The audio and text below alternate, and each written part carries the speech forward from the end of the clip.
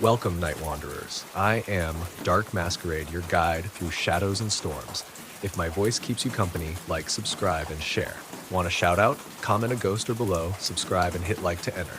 Now, let the rain fall and the story begin. I didn't believe in ghosts, not until that night. You know, sometimes when people tell you about strange things happening to them, you brush it off. You think, that's not real, they're just imagining things. But what if one day you're the one in their shoes? What if you start to experience it yourself? That's what happened to me. I never thought something as silly as a ghost would mess with me, but it did. And it started so innocently that I didn't even realize what was happening at first. It was a normal Wednesday evening when I first noticed it. I had just moved into a small house on the edge of town. Nothing fancy, but quiet, just the way I liked it. The kind of place where you can leave your windows open at night without worrying about noise or people walking by. It was perfect for someone like me who valued their alone time. I was unpacking boxes, setting up my living room when I noticed something strange on the porch. A small rock sitting at the foot of the door. Now, I know what you're thinking. Who cares about a rock? But here's the thing. It wasn't there when I came in. I checked. It wasn't until about an hour later when I was sitting in the living room that I saw it, just sitting there as if it had been placed deliberately. I shrugged it off at first. Maybe it fell off the porch railing, I thought, but it didn't sit right with me. Why was it in front of the door like that? It felt too deliberate. The next day I was sitting in my favorite chair reading a book. The house was silent, too silent. But that wasn't unusual. It was just one of those quiet afternoons. Still, there was this nagging feeling like I wasn't alone. You know the feeling, right? Like someone's watching you even though you're the only one there? It started with small things. The creak of the floorboards in the hall even though no one was walking on them. The doorbell ringing, but when I checked, nothing. I thought I was losing my mind. Then, one night, it escalated. I was up late, finishing a project for work. The house was dark except for the soft glow of my desk lamp. I heard it again, the faintest sound of footsteps from upstairs. At first, I thought it was just my imagination. But then the sound came again, louder this time, followed by a soft whisper. "Help me," I froze. I didn't move. The voice was soft, barely above a breath, but I heard it. Clear as day. A woman's voice. "Help me." I wanted to ignore it, to pretend like I didn't hear it, but the fear in my chest wouldn't let me. I grabbed my phone, checking the time, 3:17 a.m. I stood up, heart pounding, every instinct screaming at me to leave the room. But I couldn't. I walked slowly to the stairs, holding my breath back, straining to hear something, anything.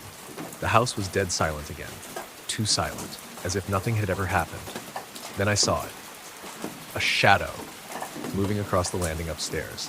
At first, I thought it was just my eyes playing tricks. But the more I stared, the clearer it became.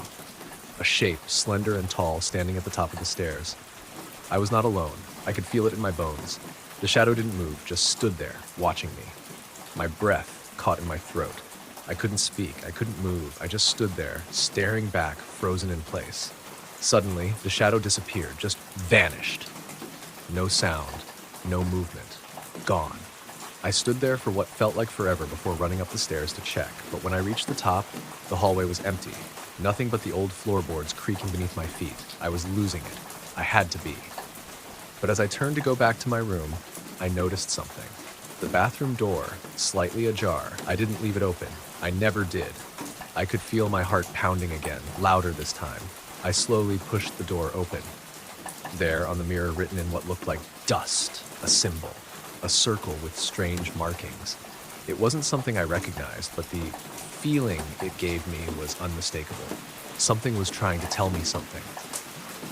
I didn't sleep much after that. The house seemed different. I started hearing things when I was alone. Footsteps behind me, it whispers when the wind was still. The sensation of being watched, it became unbearable. But what scared me the most? It wasn't just the house. It was the feeling that someone was calling me. It started with phone calls, strange, unmarked numbers. When I picked up, I heard only silence, until one night, the whisper came again. "Help me," but this time it was clearer, stronger, almost desperate. And the scariest part, I realized it was coming from the inside the house. I left the house that night, packed up what I could, and never looked back. I don't know what it was that I heard or felt. Maybe it was all in my head, or maybe there was something in that house. But what haunts me the most? I was cleaning out my desk last week when I found an old key, a small rusted thing tucked away in the back of one of my drawers. And there was something written on the keychain. For when you're ready. I don't know what it means, but I don't think I'll ever go back to find out, because whatever it was, whatever it wanted, I don't think it's finished with me. Not yet. And I'm still waiting for the phone call. The old house on Birch Street. I don't know why I agreed to it. I really don't. Maybe I was too curious. Maybe I thought it would be fun. But let me tell you, there's no such thing as fun when it comes to places like that. It started innocently enough. I was out with a couple of friends, acquaintances, really. Just a few beers, a little too much laughing. We were sitting around when someone mentioned the old house on Birch Street. I'd heard the rumors before, of course. Every town has that house, the one that's been abandoned for years, covered in vines, the windows boarded up. The Birch Street house? It's not just abandoned, my friend Greg said, his voice dropping into a low, mock-serious tone. They say the people who lived there disappeared, just vanished, left everything behind. I had a laugh, tried to change the subject, but Greg wasn't done. He leaned in, looking at me with that devil-may-care grin of his. Bet you wouldn't go in. You're too scared, he challenged. I tried to brush it off. Greg was always looking to mess with me, but something in the way he said it caught me. I'd never been one to back down from a dare, especially not when it came to something as stupid as an abandoned house. So I made a stupid decision. I agreed to go. Big mistake. The house was as bad as I'd imagined, even worse when you're standing in front of it. The wood was rotting, the shingles falling off the roof. The yard was overgrown and the whole place just looked wrong. The trees around it seemed to lean in, almost like they were hiding it from the world. The closer I got, the more the hair on my arms stood up. We weren't alone. There were other people there too. At least I thought they were people. Two guys sitting on the porch steps smoking. They were hunched over, their faces hidden beneath the shadows of the evening. I'd never seen them before, but when they looked up at me, there was something cold in their eyes. "Watch your step," one of them muttered, his voice rough, like he hadn't spoken in years. "This place isn't what it seems." I couldn't get out of there fast enough, but Greg, of course, laughed it off. "They're just locals, man. They always say that crap to scare people." But the thing is, it wasn't just words. I felt it, the weight of something wrong pressing down on me. So we made our way inside. Like the door creaked when Greg pushed it open, and the smell hit me, musty, damp, like something had been rotting for years. The walls were covered in grime, the floorboards warped and uneven. And there were scratches, lots of them. Deep gouges along the walls, like something, or someone, had been dragged across them. I felt sick to my stomach, but Greg was already ahead, his voice echoing through the silence. "Come on, man, it's just a house," he called out, trying to sound casual. "We're here for fun, remember?" I followed, but I couldn't shake the feeling that we weren't alone. Every step I took, the floor seemed to creak under my feet, louder than it should have been. The place was full of strange sounds, whispers from the shadows, a soft rustling that didn't make any sense. Greg was getting farther ahead, and I was getting closer to that creeping feeling of unease. Then it happened. A door slammed shut somewhere deeper in the house. I froze. It was so sudden, so loud that it made my heart skip. But Greg just laughed it off. "Probably just the wind," he said. But he didn't sound so sure. We moved on, passing through rooms filled with old furniture covered in dust. Some of the rooms looked like they'd been left in a hurry. Tables were overturned, dishes smashed. There was a table in one room, a single candle still burning in the center. I stared at it for a moment too long. That's when I saw it. A symbol, scrawled on the floor, and what I prayed was just dirt. But as I looked closer, I could see the faint shimmer of something darker, something like blood. I felt my stomach turn, but before I could speak, I heard it. A voice, quiet at first like a whisper from the other side of the room. My eyes darted around, searching for the source, but all I saw was shadow. The voice was getting louder, closer. "Get out!" It wasn't Greg. His back was to me, moving through the house, deaf, oblivious to everything. But that voice, it was real. I could feel it like a chill in the air, a cold that dug into your bones. I turned and bolted, rushing after Greg. But the house, it was different now. The walls seemed to close in, the doorways shifting. I couldn't find the exit. It felt like I was walking in circles, like the house itself was moving, trapping me inside. And then I heard it again. Get out. This time it wasn't a whisper, it was a scream. My name. I spun around, but there was nothing. Just the sound of my own breathing, panicked and ragged. My heart pounded in my ears. Where was Greg? Greg, I called, but the words felt like they were swallowed by the darkness. I stumbled, backing into a wall. The air was thick, suffocating. And then I saw it. Through the crack in the door, the figure. Standing there, motionless, like it had been waiting for me. It was a person, but not quite. Their skin was too pale, their eyes too dark, their mouth hung open, twisted into a grin that didn't belong to anyone in this world. And in their hand, something shiny, a knife. I wanted to scream, but nothing came out. I couldn't breathe, couldn't move, and then, just as quickly as it appeared, it was gone. The door swung open and Greg was standing there, looking confused. What the hell, man? You okay? I was not okay. I was barely holding it together, but I didn't want to tell him what I'd seen. He wouldn't believe me anyway. We left the house in a hurry, running out into the cold night air. The sounds, the whispers, the feeling of being watched. It didn't fade. It stayed with me, clinging to my skin. But here's the worst part. When I got home that night, I checked my phone. Greg had sent me a picture. It was a picture of me, standing in front of that house, my eyes wide with terror. Except, I wasn't alone. In the corner of the frame, standing just behind me, was the figure. It wasn't a person, it was something else.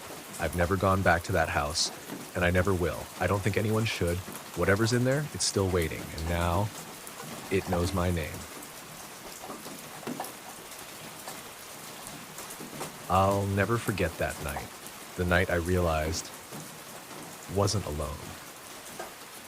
It all started like any other evening. I just moved into this small, quiet neighborhood on the outskirts of town. The kind of place where everyone knows everyone, and the biggest excitement is the occasional dog getting loose or someone's kids throwing a loud party on a Saturday night. I thought it'd be the perfect place to escape to after a chaotic few years in the city. The house was old but charming. The windows creaked in the wind and the floors were a bit uneven, but it felt cozy enough. I didn't mind the quiet, especially after the noise I'd been used to. It was peaceful, almost too peaceful. I wasn't used to such stillness. Anyway, it was a Friday evening when things started to feel off. I had just finished unpacking the last of the boxes and was about to call it a night when I noticed a shadow across the street, someone standing by the old oak tree in front of the neighbor's house. At first, I figured it was just one of the locals, maybe taking a walk or waiting for someone. But then the shadow moved. Not in a natural way, though. It almost glided across the lawn, and the figure didn't seem to have any purpose or direction. It just lingered by the tree, motionless for what felt like forever. I shook it off, telling myself it was probably just the wind playing tricks with the branches. I had been up all day and I was tired, so I figured it was nothing. But something about it gnawed at me. Later that night, I was lying in bed, staring at the ceiling, when I heard it. A knock. It came from the front door. I froze. Knock. Knock, knock. I didn't move, didn't breathe, just listening. It was late, and I hadn't expected anyone. The only people I knew in the area were the neighbors across the street, and I didn't think they'd be coming by at this hour. I waited, hoping the knocking would stop, but it didn't. Instead, it got louder. Knock, knock, knock. My heart began to race. The knocking wasn't frantic or urgent, more like it was waiting, just waiting for me to answer.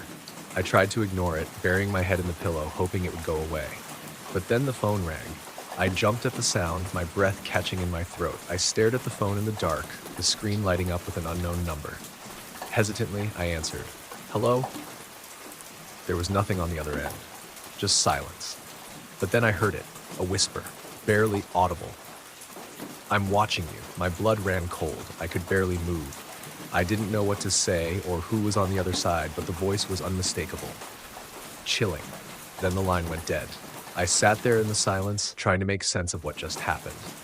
The knocking stopped at the same time the phone call ended. My entire body was on edge, my breath shallow, as I tried to tell myself it was nothing, just some prank call. But I couldn't shake the feeling of being watched.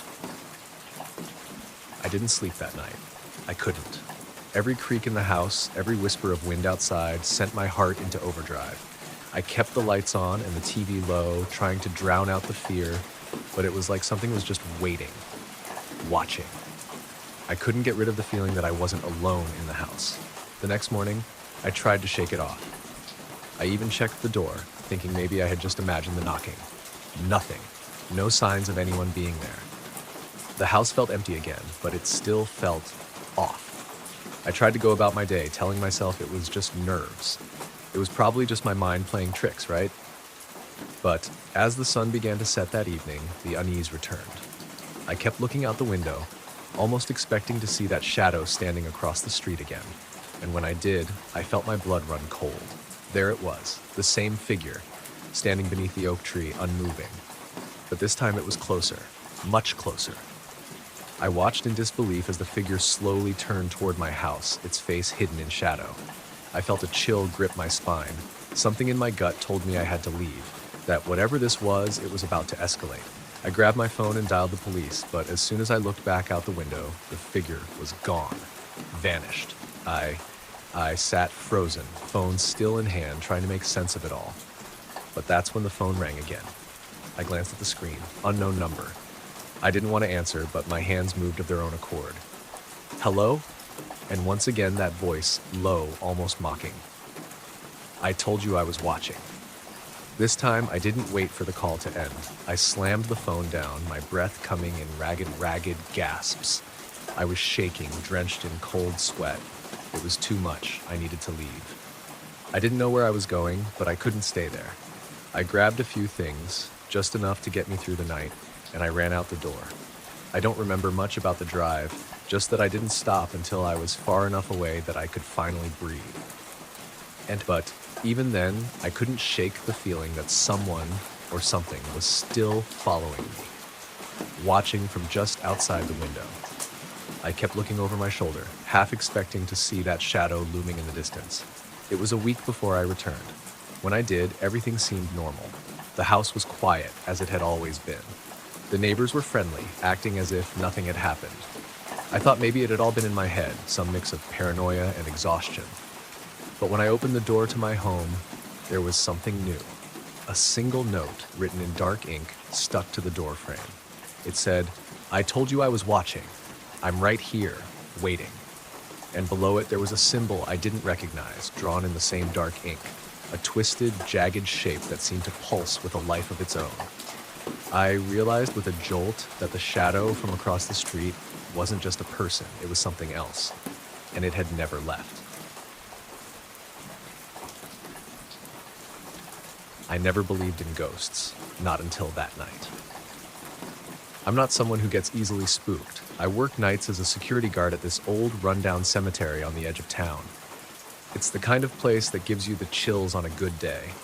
The gravestones are cracked, the trees are gnarled, and there's this strange fog that rolls in every evening, thick and suffocating. But it's a job, and it pays the bills, so I've gotten used to it. The first few weeks were fine. Sure, the wind howled through the bare branches like a moan from the dead, and there was always this eerie silence, like the place was holding its breath.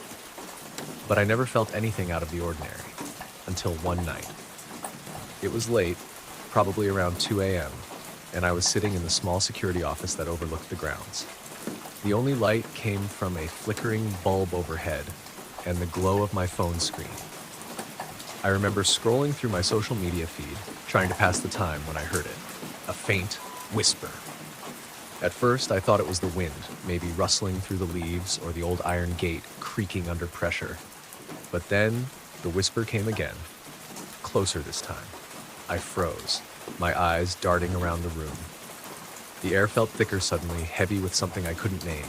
I leaned forward, straining to hear, but there was nothing, just the usual sounds. The distant howl of the wind, the rustling leaves. I dismissed it, chalking it up to tired nerves. But then, the whisper started again. This time louder. "Help me, please." It was unmistakable, a voice, faint, desperate, coming from outside.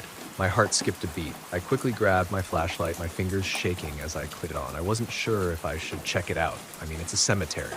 People get lost sometimes. Maybe someone was drunk and wandered in, but something about it felt wrong, in a way I couldn't explain. I stood up, moving toward the door, my boots dragging against the wooden floor. The moment I stepped outside, I felt the temperature drop. The fog had thickened, swallowing everything in its path. I could barely see 10 feet ahead of me. "Hello?" I called out, my voice breaking the eerie silence. My flashlight beam sliced through the mist, but there was nothing.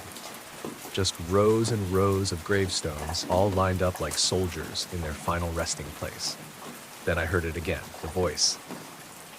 "Help me, please." It was coming from the direction of the old mausoleum at the back of the cemetery. I didn't want to go there. The mausoleum was a place of bad memories, the kind of stories that circulate about old cemeteries, the ones you don't repeat out loud. But curiosity got the better of me. I swallowed hard and started walking towards it, my flashlight shaking in my hand. Every step felt like it took longer than the last. My heart was pounding now, each beat a drum that seemed to echo louder in the silence. As I got closer, I saw something in the distance. A shadow. It was strange. There wasn't anyone around, but this shadow seemed to move, shifting in the mist. I blinked, and for a moment it looked like someone was standing there, watching me. I wasn't alone. I should have turned back. I knew I should have, but I didn't. I kept walking, feeling this pull, like something was drawing me forward. The closer I got, the more the air seemed to thicken until it was suffocating. I could barely breathe. The whisper came again, but this time it was louder, more frantic. "Please, don't leave me. Help me." I was standing just outside the mausoleum now, and the door was ajar. Without thinking, I pushed it open. Inside, the smell hit me first, a mix of earth, mildew, and something far worse. The flashlight flickered as I stepped in, the beam illuminating nothing but stone walls and rows of old weathered caskets. It was then I saw it. A figure. At first, I thought it was just a trick of the light, some broken shadow cast by the beam of my flashlight. But then I heard it, the unmistakable sound of someone breathing. I backed away, my pulse racing, my legs like jelly. My throat felt dry as I tried to speak, but the words wouldn't come. And then I saw the face. A pale, gaunt face. Skin stretched tight over the bones, eyes wide open and staring directly at me. The lips moved, but there was no sound. I was frozen. My whole body refused to move, as if the figure had somehow paralyzed me with just its gaze. "Get out, now," the voice finally whispered, but it wasn't the same voice I'd heard outside. This one was deep, unnaturally deep, and it wasn't human. I didn't need any more convincing. I turned and bolted for the door. The flashlight in my hand fell, spinning on the floor, casting erratic light across the room. But as I ran, I felt something chasing me. My breath was ragged as I reached the door, slamming it behind me. I didn't stop running until I reached my car. I looked at the cemetery one last time before pulling out of the parking lot. It was quiet again, too quiet. The fog had cleared and the stars were visible in the night sky. But as I drove away, I swear I saw it again, the figure, standing in the middle of the cemetery, watching me. The next morning, I called in sick. I couldn't shake the feeling that something had followed me home. I didn't sleep for days. The whispers still echoed in my head. A week passed, and I thought I was starting to forget it, until I saw the obituary in the paper. It was a name I recognized, someone who had worked at the cemetery years before me. The article said he died in a strange accident, falling from one of the mausoleum's high windows. But the strange part? It said he'd been found with a look of terror on his face, just like mine. The Visitor. I don't know if you've ever had one of those nights where you just can't shake the feeling that something's off. You know the ones. When everything seems normal, but the air feels heavy, like it's just waiting for something to happen. That was the night I met him. It all started with a quiet evening at home. I'd just moved into this new place. It was an old townhouse, creaky floors, the kind of place that made you feel like you were stepping into someone else's life. Not much to it, really. I spent most of the evening in the living room, sprawled on the couch, watching some random show on Netflix. Around 11 p.m., I heard a knock at the door. Now I live alone. No one ever stops by unannounced, and no one ever knocks at that hour. I froze for a second. I checked the peephole, but all I saw was the dark, empty hallway outside. No one was there. I thought maybe it was just my imagination, so I went back to my couch, turned up the TV, trying to forget about it. But then there it was again. A knock, louder this time, more insistent. I stood up, heart racing. Who the hell? I muttered to myself.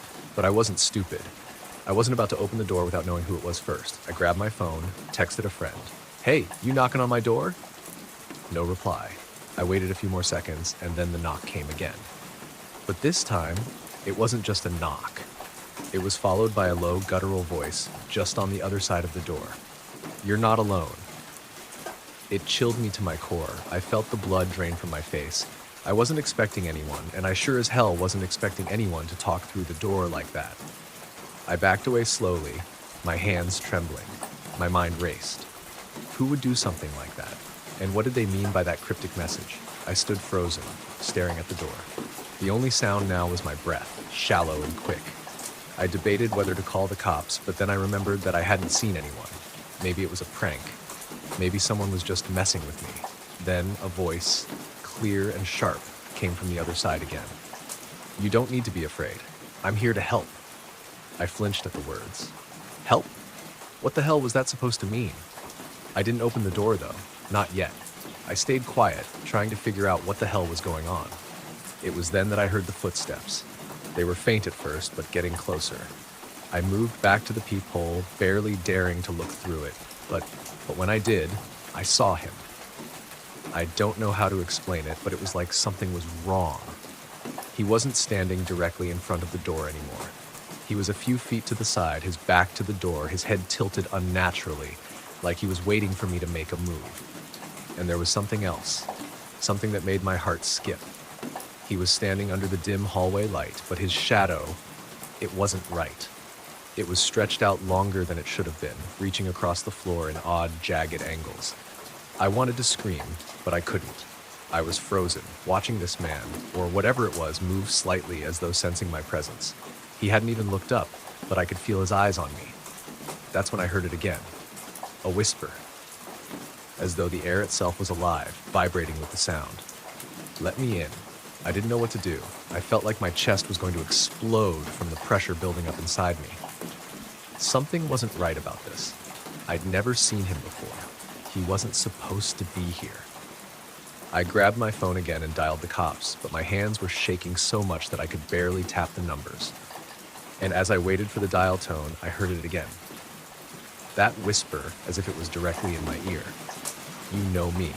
I'm the one who saves. And then, without warning, the door handle rattled. My heart stopped. I had to think fast. I reached for the nearest thing I could find, an old baseball bat I kept in the closet for self-defense, and moved cautiously toward the door. The handle rattled again, followed by a sharp knock. I opened my mouth to shout, to demand to know who it was, but no sound came out. Instead, the voice whispered once more, "Let me in," or "I'll come in anyway." Something in me snapped. I wasn't going to wait around to find out what that meant. I rushed to the back door, only to freeze as I saw a shadow moving in the yard. No, inside the yard, closer to the window, growing larger. I could see it now, his figure lurking outside, watching. No sound, no movement, just a man-shaped silhouette in the moonlight. I tried to bolt out the back door, but my phone buzzed. I checked it, expecting a message from the cops, but instead there was a new text. It was from my friend. "You should have opened the door. It was me all along." I dropped the phone, my stomach lurching. I didn't know what was happening, but I knew one thing for sure. Whoever was out there wasn't human, and they knew me. I turned back to the door, but it was too late. The door had already opened. There was no one there. But the voice, it was still here, in the room. "Let me in," it said, the whisper now coming from inside my own mind. And that's when I realized I never invited him. I didn't open the door, but he was already inside. Now, every night, I hear him. At first, it was whispers, then it became full sentences, then it was his breathing. But what's worse is that every time I leave, when I come back, the door is ajar. And I hear him, standing, waiting, just out of sight. He's always there, and I'm never alone. The night shift. You know, I've always hated night shifts. There's something about the quiet, the emptiness. It just gets to you. It's like the world is holding its breath, and you're waiting for something to happen. I work as a receptionist at this old, rundown office building, the kind of place where the lights flicker and the elevators creak like they're about to collapse. There's only one other person who works there at night, and that's Mike, the janitor. He's been there for as long as I've worked there, and I guess you could say we've gotten used to the silence. But that night, it was different. I walked in, the usual hum of the fluorescent lights overhead and the sound of my heels clicking against the tile floor as I made my way to the front desk. The place was empty, like always, but there was an odd feeling in the air, a tension I couldn't shake off. Mike was already there, cleaning up the lobby as usual. He gave me a nod, his face a bit more drawn than normal. I asked him how he was, and he just muttered something about a long day. He never talks much, so I didn't think much of it. I sat down at the desk, flipped open a book, and started reading. The hours passed slowly, the only noise the soft hum of the HVAC system and the occasional flicker of the lights. It wasn't until around midnight that I started hearing it. At first, I thought it was just the building settling. The old pipes and walls always made strange noises. But then it happened again. A faint tapping, like a knock, echoing from down the hall. I froze. I didn't know anyone else was in the building. The only people who came in at night were either us or the occasional late-night worker from a nearby office. But the building was always locked after hours, and the doors had alarms, so who could it be? I glanced over at Mike. He was still mopping the floor, oblivious to the noise. I stood up, my heartbeat picking up speed, and moved toward the sound. The hallway was long, dark, and cold.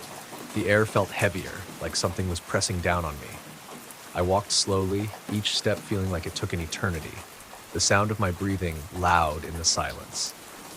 When I reached the end of the hallway, I saw nothing but the old cracked door to the storage room. I was about to turn around when I heard it again. This time, it was louder, closer. It was coming from the storage room. I wasn't stupid. I knew I shouldn't open that door. But curiosity, fear, pushed me forward. My hand was shaking as I reached for the doorknob, turning it slowly. The door creaked open, revealing nothing but rows of dusty boxes, old furniture, and a single light bulb hanging from the ceiling. It looked like the storage room had been undisturbed for years. But then, I saw it, a shadow, not a human shape, but something darker, moving just at the edge of the light. I stepped back, heart racing, and called out, "Mike?" Nothing. I turned to leave, but before I could reach the door, I heard a low voice, a whisper, a soft chuckle.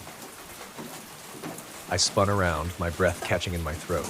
The shadow was gone, but something else was there, a figure, standing in the corner. It was tall, impossibly tall. Its features were indistinct, just a blur in the dim light, but I could feel its presence. The air grew colder, the hairs on the back of my neck standing on end. I should have run. I should have screamed. But all I could do was stand there, rooted to the spot, staring at that thing. And then it moved, slowly, deliberately, toward me. I wanted to call out, but my voice was gone. My legs wouldn't move. I was paralyzed. The figure was closer now. So close. I could hear its breath, or was it my own? The room seemed to close in around me, the walls pressing inward, the air thick and suffocating. And then it spoke. The voice was low, gravelly, like it came from deep within the earth. "You're not supposed to be here." The words hit me like a slap in the face. I blinked, and when I opened my eyes again, it was gone. I stumbled backward, my hands fumbling for the door. I didn't care about the why or the how. I just had to get out. I ran down the hallway, back to the front desk, my chest tight, my heart pounding in my throat. Mike was still there, sweeping the floor, completely unaware of what had just happened. I couldn't explain it. I didn't even know if I wanted to. All I knew was that the building felt wrong now. Too wrong. That night, I didn't sleep. Every time I closed my eyes, I saw that figure. And every time I walked down the hallway, I could hear the faint tapping, echoing from the storage room. The next night, I came back to work, but when I reached the front desk, I noticed something strange. The storage room door was wide open. I walked cautiously toward it, but I didn't hear any tapping this time. No whisper, no figure. But there was something inside. A message. written on the wall in what looked like smudged fingerprints. "You're not supposed to be here. This is my place." It wasn't until much later that I realized Mike had left that morning, earlier than usual. He didn't come back. They found his body a week later, somewhere in the building, his hands scratched raw like he'd been trying to claw his way out of somewhere. It's been months now, but every night, I hear the tapping again. I hear it behind me. And I wonder, if I leave, who will stay to take Mike's place? I guess we all have our shifts to work, don't we?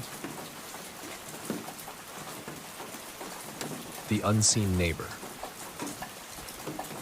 So I've got this neighbor. Well, I had this neighbor. But let me back up and explain. You see, it was nothing out of the ordinary at first. The kind of quiet suburban street you'd expect to find in some small town. My house was on the corner, the one with the overgrown yard and the creaky front steps. Nothing special, but it was mine, and I was used to the rhythms of my life. Early mornings, a cup of coffee, the quiet hum of my old house. Then he moved in. At first, I didn't think much of it. A new neighbor, another guy looking for a fresh start, just like everyone else. His house was old, a little rundown, just like mine, but his place had that eerie look, like no one had really lived there for a while. I remember thinking, I wonder what's wrong with him. I didn't know then, but it was the first sign. He was quiet, too quiet. And I mean, most people don't make much noise. They come and go, and I'd catch glimpses of them in passing. But this guy, I don't think I ever saw him leave, and yet his lights were on at night. I could see shadows moving through the curtains, the flicker of TV screens. But when I walked past his house, there was no sound. No cars in the driveway. It didn't make sense. One evening, I decided to knock on his door. I figured, why not? It's always good to introduce yourself to the neighbors. I walked across the lawn, the grass a little too high, and knocked. Nothing.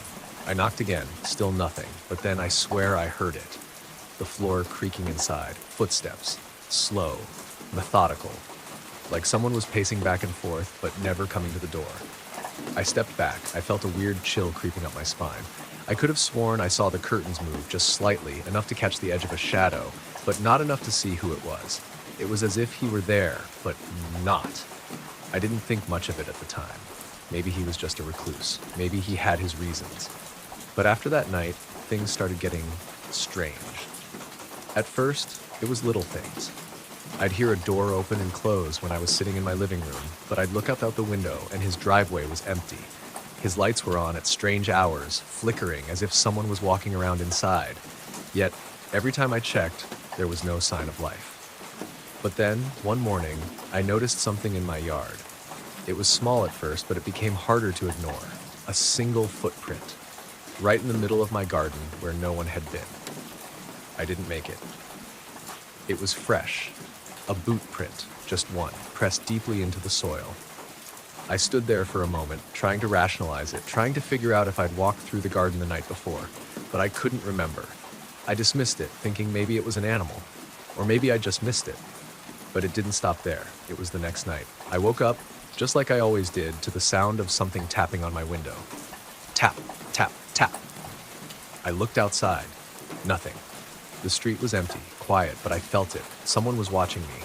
I tried to shake it off, but the feeling wouldn't go away. And then I heard it again, the tapping, more insistent this time. I got up, my heart pounding, and walked to the window. I couldn't see anyone, but I swore I saw something move in the shadows. The next morning, I found another footprint. This time, it was right at the edge of my front porch. I didn't know what to do. I thought about calling the police, but nothing had actually happened. I had no proof, just strange noises and footprints that didn't make sense.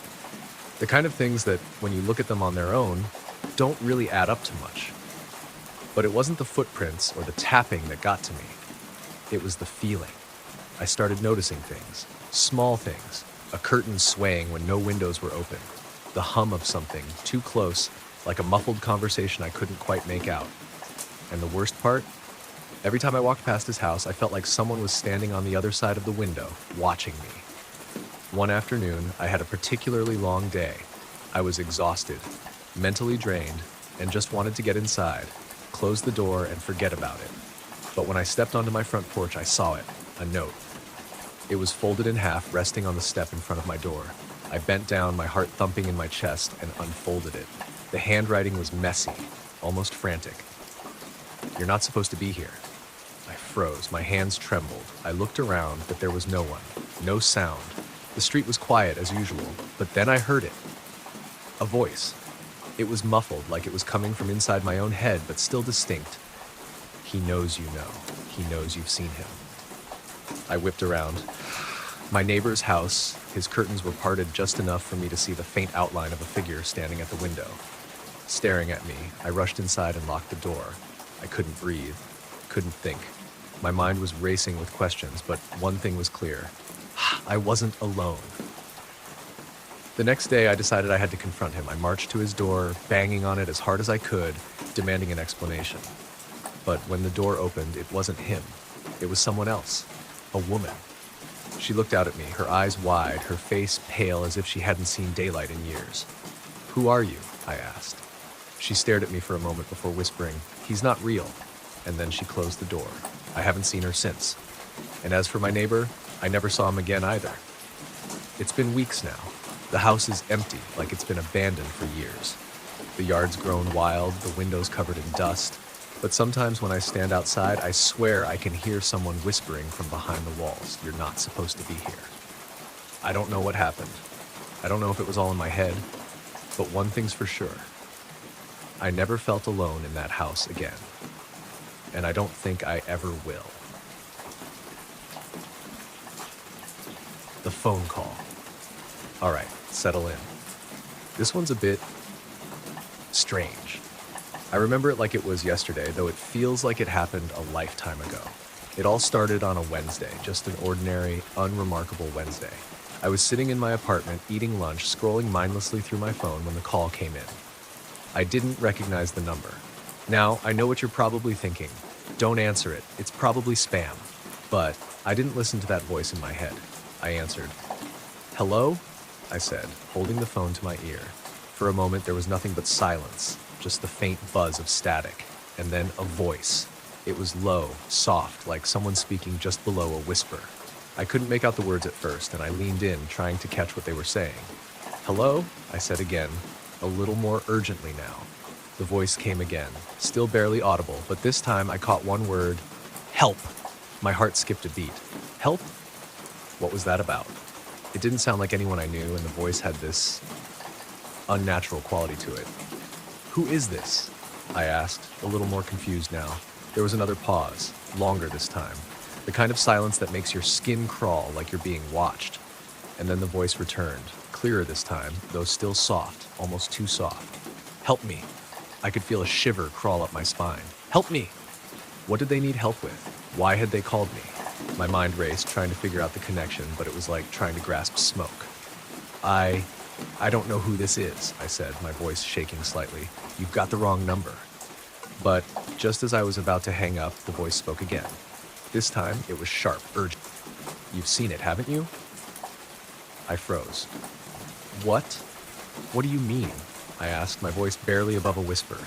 There was another pause, a long one, and when the voice came again, it was almost like it was breathing into the phone, each word dragging on, like it was coming from somewhere deep underground. "You've seen it, in the corner of your eye, at night." My heart skipped a beat. The words hit me like a punch to the gut. I don't know how to explain it, but there was something familiar about them, something that made my stomach twist. It was true. I had seen something. It had started a few weeks ago. At night, when I was lying in bed trying to sleep, I'd catch a glimpse of something moving in the corner of my eye. At first, I thought it was just my imagination, but then it happened again and again, each time more persistent. A shadow, shifting just out of sight, like something was standing there, just out of reach, waiting. I shook my head, trying to shake the thought from my mind. It was nothing, just paranoia. But the voice, there was something about it that felt too real. "No," I said, my voice trembling now. "I don't know what you're talking about." There was a low laugh on the other end. It was quiet, but it had a hollow, sickly quality to it, like it didn't belong in the world of the living. "You will, soon enough." And then the call dropped. I stared at my phone, feeling the weight of the silence press down on me. I didn't know what to make of it. I couldn't explain it, and that made it worse. My heart was still pounding in my chest, and that sick feeling from before wouldn't go away. But I tried to convince myself it was a prank, some weirdo messing with me, nothing more. But over the next few days, things got worse. That night, I couldn't sleep. Not at all. Every time I closed my eyes, I felt that feeling again, like I was being watched. But it wasn't just that. I'd hear things, faint sounds, whispers, scratching. It was always in the corners of my room, just out of view. Shh, shuffling. I told myself it was nothing, the wind, the house settling, but it felt wrong. Deep down, I knew it wasn't just the house. The next night, I decided I'd had enough. I wasn't going to just sit there in the dark wondering if I was going crazy, so I turned on all the lights in my apartment and tried to stay awake. And that's when I saw it, in the corner of my eye. A shadow moving against the wall. At first, it was barely there, just a flicker. But then, it grew. Slowly, steadily, and then it moved. It darted across the room so fast I couldn't follow it with my eyes. But I heard it. Scratching, clawing, like it was trying to get closer. My breath caught in my throat, and I froze, staring at the spot where it had been. But there was nothing, just the empty corner of the room. I wasn't crazy. I knew I saw something. I grabbed my phone and, with trembling fingers, pulled up the last number that had called me. The one from the mysterious voice. I don't know what I thought would happen, but I dialed it anyway. It rang once, twice. Then, hello? The same voice, that same soft, whispering voice. You were right, I said, barely able to speak. I saw it. The voice didn't answer, but I could hear it breathing, like something was right next to me. It's coming for you, the voice finally whispered, and you're not alone. I dropped the phone, my heart hammering in my chest. The call ended, but the shadow didn't go away. It's been weeks now. I've tried everything, lights on, doors locked, even moved to a different apartment. But no matter where I go, it follows me. The shadows, the whispers, the breath. I don't know how much longer I can keep this up. I don't know when it will be enough, but I feel like it's getting closer. Every night I hear the same thing, the same whisper on the other end of the phone. I'm still here. And I know it's not going to stop until it finds me. The forgotten guest. I don't know if you'll believe me.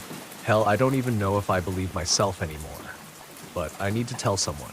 It's been eating at me, gnawing at the edges of my sanity, so maybe saying it out loud will make it feel more real. Or maybe I'm just looking for someone to validate my terror. Either way, here it goes. It all started a few weeks ago, when I moved into that old house on Maple Street. You know the one. Big, creaky, the kind of house you wouldn't give a second glance to if you weren't desperate. I wasn't exactly thrilled about the place, but it was cheap, and after a few months of sleeping on couches and working 2 jobs to save enough for something better, I didn't have much of a choice. The house was, well, I'll admit it was charming in a way.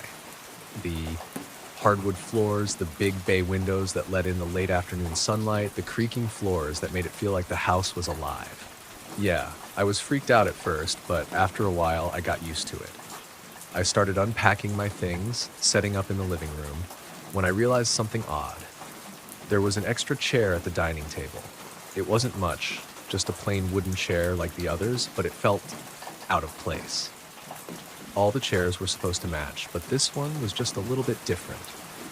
The wood was darker, the seat worn down in a way the others weren't. I assumed it had been left by the previous owner, maybe just forgotten, no big deal. I shoved it against the wall and went on with my day.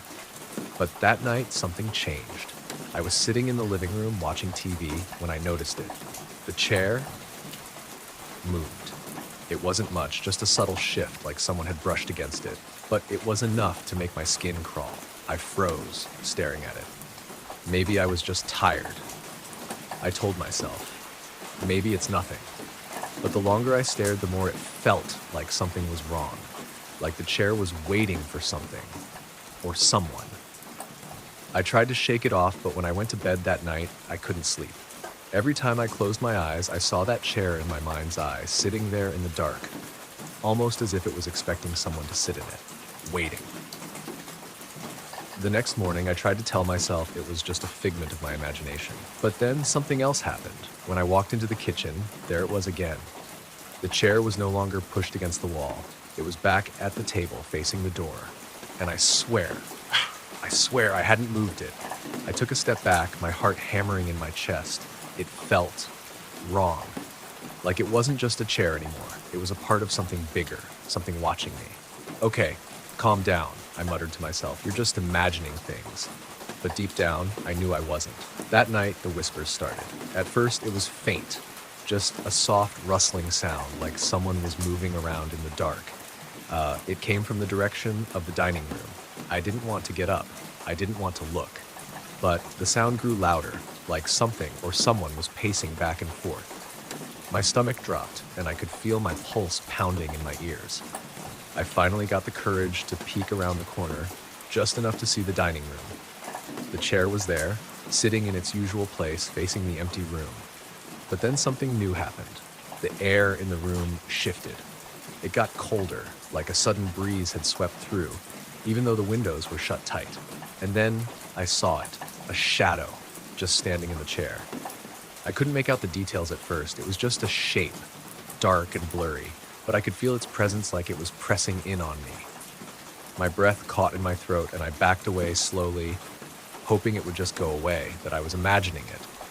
But when I checked again, the shadow was gone, and in its place, on the seat, there was a handkerchief neatly folded. It was the same handkerchief I had seen on the chair when I moved in, the one that had been left behind by the previous owner. Only now it was perfectly folded, as if someone had been waiting for me to notice it. I could feel the weight of its presence, like it was expecting me to do something. But I didn't. I had enough. I decided to leave, pack my things, and get out of that house as quickly as I could. I was done with it. But when I went to grab my things, I saw something that stopped me dead in my tracks. The chair was pulled out from the table, like someone had just gotten up from it. And the air was heavy, like someone had been sitting there for a long time, waiting for me. But I wasn't alone anymore. I turned to look at the window, and that's when I saw it. A face. Someone standing just outside watching me through the glass. I couldn't breathe. I couldn't move. It wasn't anyone I knew. The face, it was smiling. I dropped everything and bolted out of the house, not even bothering to pack. My heart was racing in my chest, the adrenaline surging through me, and I didn't stop running until I was miles away. I never went back to that house. I couldn't. But here's the thing that still haunts me. I found out later through a neighbor that the previous owner of the house never had a family. She lived alone until one day she disappeared. No one knew where she went or if she was ever found. But there was one thing that the neighbor told me. The old woman had always talked about a forgotten guest, a guest who would come for dinner but never leave. And every time she set the table, she always made sure there was an extra chair. Waiting. Now, I don't know if you believe in ghosts or spirits or whatever you want to call it, but I've learned one thing. There's always someone waiting for you, even when you think you're alone. And whatever was waiting for me in that chair, I don't think it's gone. It's still there. Watching. The silent caller. I know how it sounds, okay? You probably think I'm just losing it, that I'm overreacting to something that doesn't make sense. But I swear, this happened to me, and I can't explain it. Maybe talking about it will help me understand what happened, or at least convince myself it wasn't just my mind playing tricks. But I need you to listen, all right? It started a few weeks ago, when I moved into my new place. Nothing fancy, just a small apartment on the edge of town. It was perfect for me. Quiet, cheap, no neighbors to bother me. I've always preferred being alone. Gives me time to think, you know? The first few nights were uneventful. I'd settle in after work, turn on the TV, maybe make something simple for dinner. Just the kind of routine I liked. But after a few days, things shifted. It was the phone calls that got to me. I remember the first one clearly. It was late, around 11 p.m., and I was sitting on the couch, scrolling through my phone when the landline rang. I didn't even know why I still had it, but when I first moved in, the landlord made it clear that the line was still connected. I picked up the receiver and I heard nothing. No static, no breathing, just silence. Complete silence. I waited for a few seconds thinking it was a wrong number or maybe someone just messing around. But the silence stretched on, and then Just as I was about to hang up, the line crackled. A whisper, barely audible. It sent chills down my spine, but all I could make out was one word. Stay. I didn't know what to do. I was frozen. I didn't want to be rude, so I waited, holding the receiver to my ear, waiting for anything else. But nothing came. Just silence. After what felt like forever, I hung up. I convinced myself it was nothing. Maybe it was a prank. Maybe I'd imagined it. But when I went to bed, that voice, that whisper, kept echoing in my mind. Stay. The next day, I told myself it was a weird glitch, something harmless, but then it happened again. The phone rang that evening around the same time. I picked it up without thinking, but this time, nothing. No whisper, no crackling, just that suffocating silence.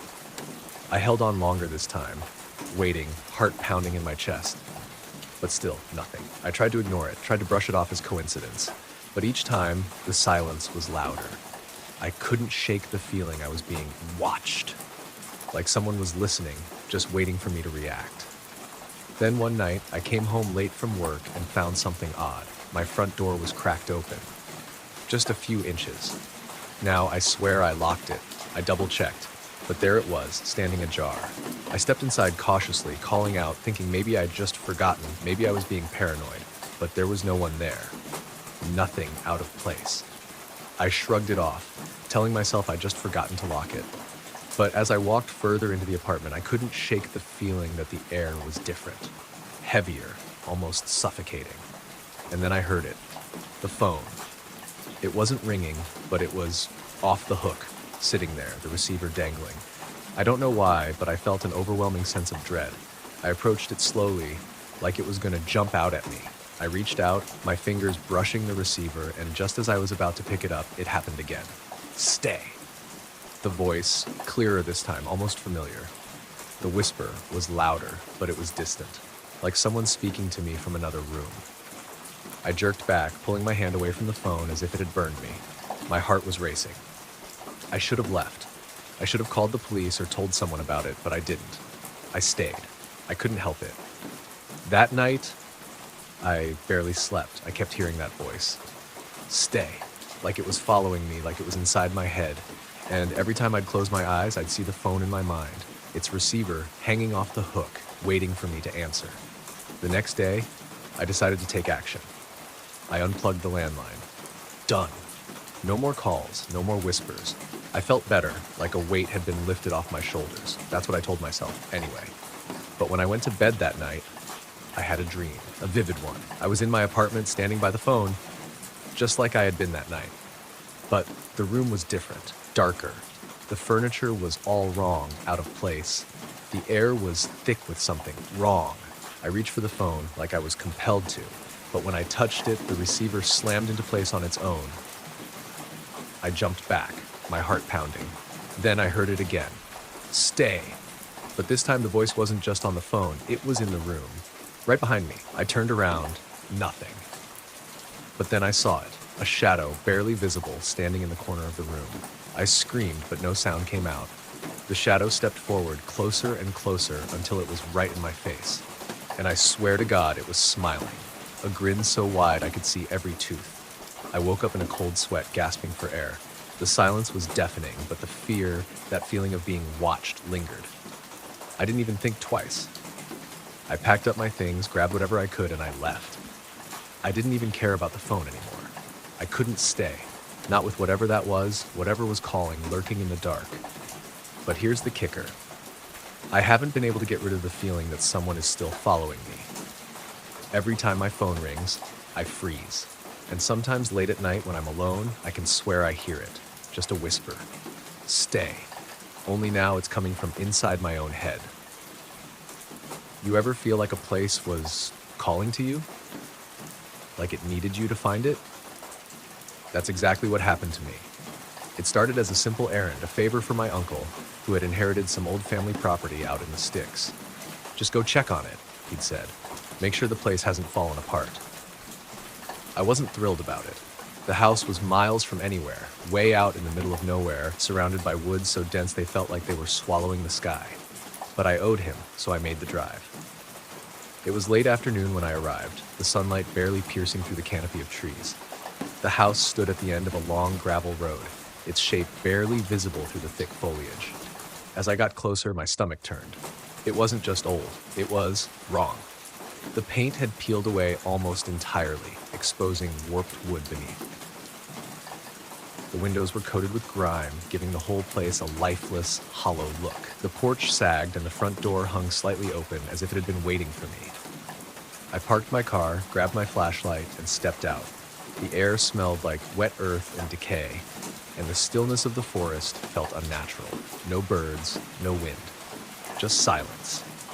The first thing I noticed when I stepped on the porch was the scratches. Deep gouges ran along the wood, like something with claws had been trying to get in or out. I tried not to think too hard about it as I pushed the door open and stepped inside. The interior was worse. Dust coated everything, thick and undisturbed. The air was stale, heavy. The living room was full of old furniture covered with sheets, their shapes looming like ghosts in the dim light. A cracked mirror hung on the far wall, its surface fogged with age. But the strangest thing? The house didn't feel empty. It felt like I wasn't alone. I told myself it was just my imagination, that it was the eerie atmosphere messing with me. Still, every step I took echoed too loudly, like the house was listening. I started walking through the rooms, checking for leaks or signs of damage, trying to ignore the way my skin prickled.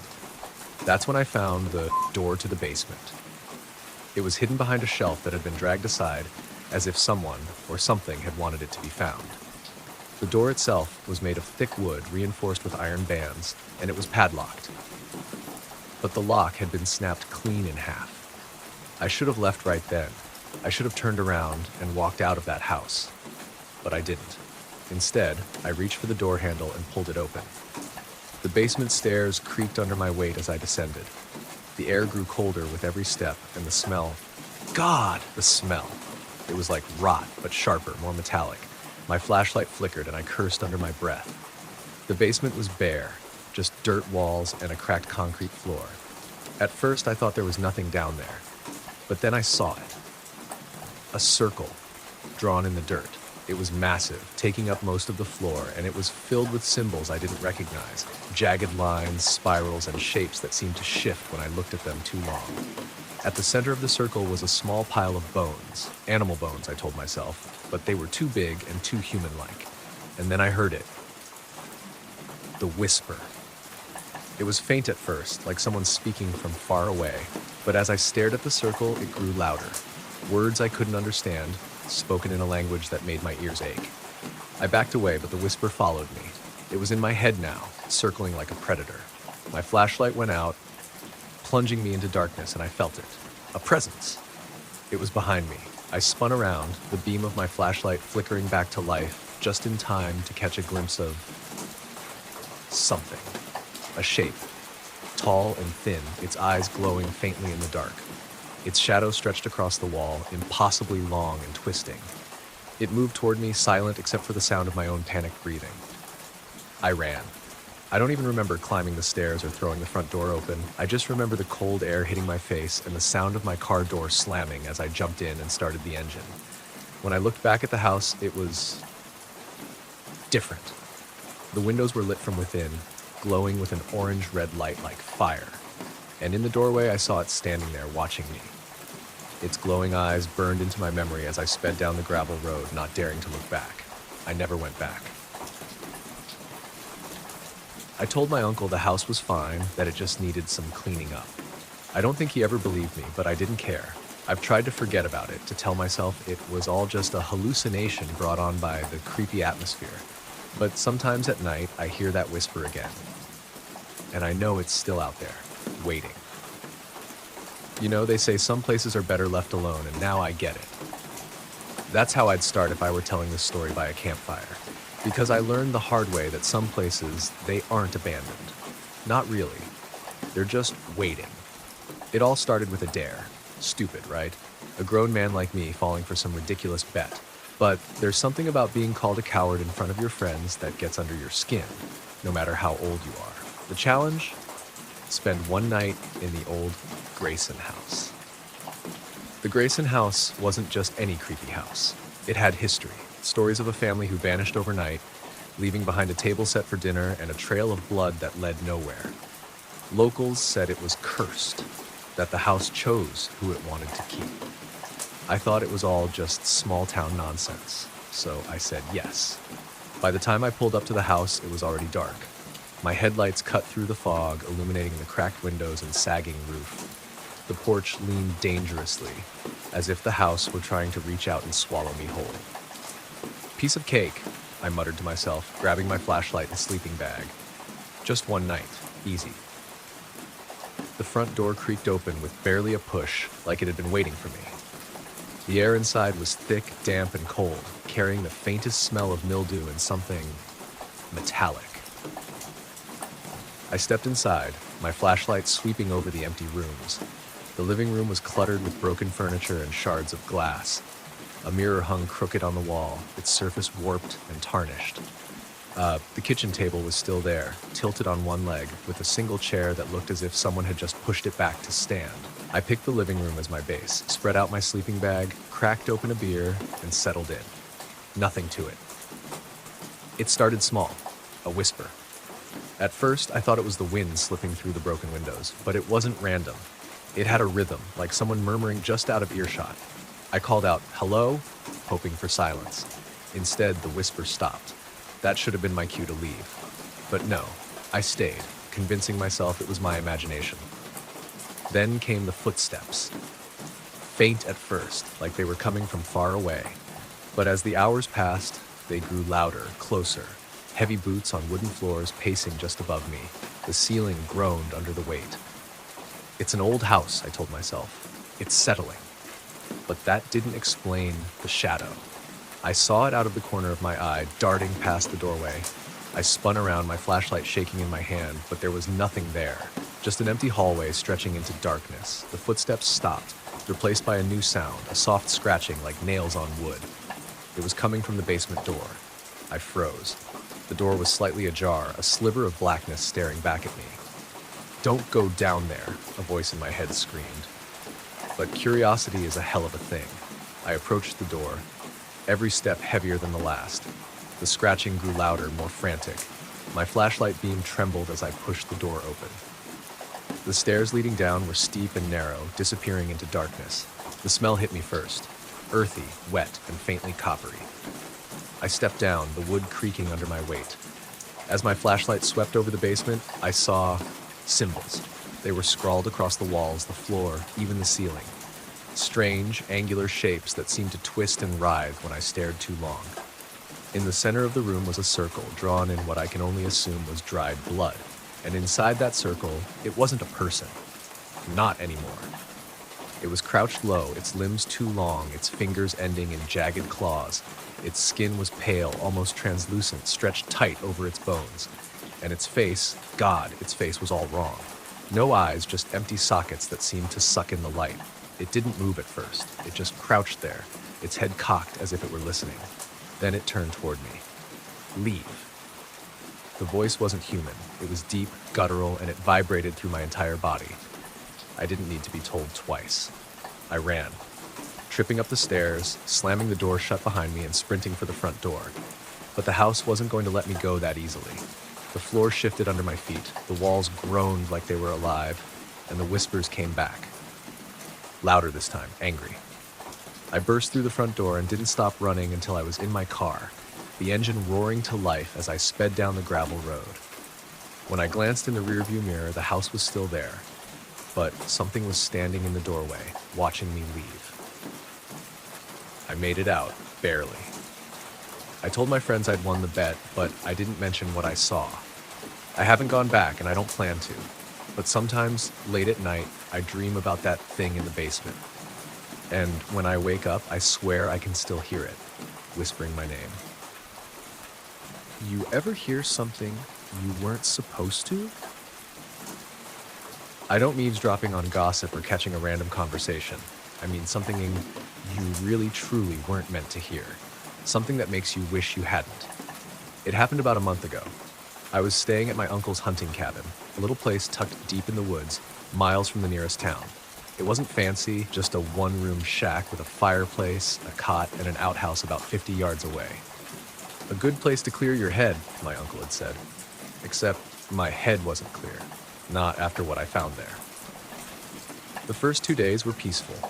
Just me, the trees, and the sound of the wind rustling through the branches. I even started to relax a little. But on the third night, the quiet became oppressive. It wasn't the kind of quiet you enjoy. It was the kind that made your ears ring, like the world was holding its breath. I tried ignoring it, curling up in the cot with a book, but that's when I heard it. A voice. Low, faint, and coming from the woods. At first, I thought it was just the wind, but then I heard it again, closer this time. Help! I froze. It was a woman's voice, trembling and weak. I grabbed my flashlight and stepped outside, the beam cutting through the dense trees. Hello? I called out. No answer, just the wind. I was about to head back inside when I heard it again. Help me! It was coming from deeper in the woods. Against my better judgment, I started walking. The crunch of leaves under my boots, the only sound. The farther I went, the colder it got. My breath puffed out in clouds, and the trees seemed to close in around me, their gnarled branches reaching like claws. I followed the voice, my flashlight darting over tree trunks and shadows that seemed to shift when I wasn't looking. Then I saw it, a figure slumped against a tree. Ma'am, are you okay? I called out, my voice shaky. She didn't move. As I got closer, I noticed her clothes were all wrong, thin and tattered like she'd been wandering for weeks. Her head was bowed, her long, matted hair obscuring her face. I reached out, my hand trembling. Do you need help? That's when she looked up. Her face was wrong.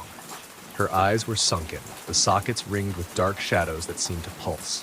Her skin was pale and stretched tight, and her mouth was twisted into a grin that didn't belong on a living person.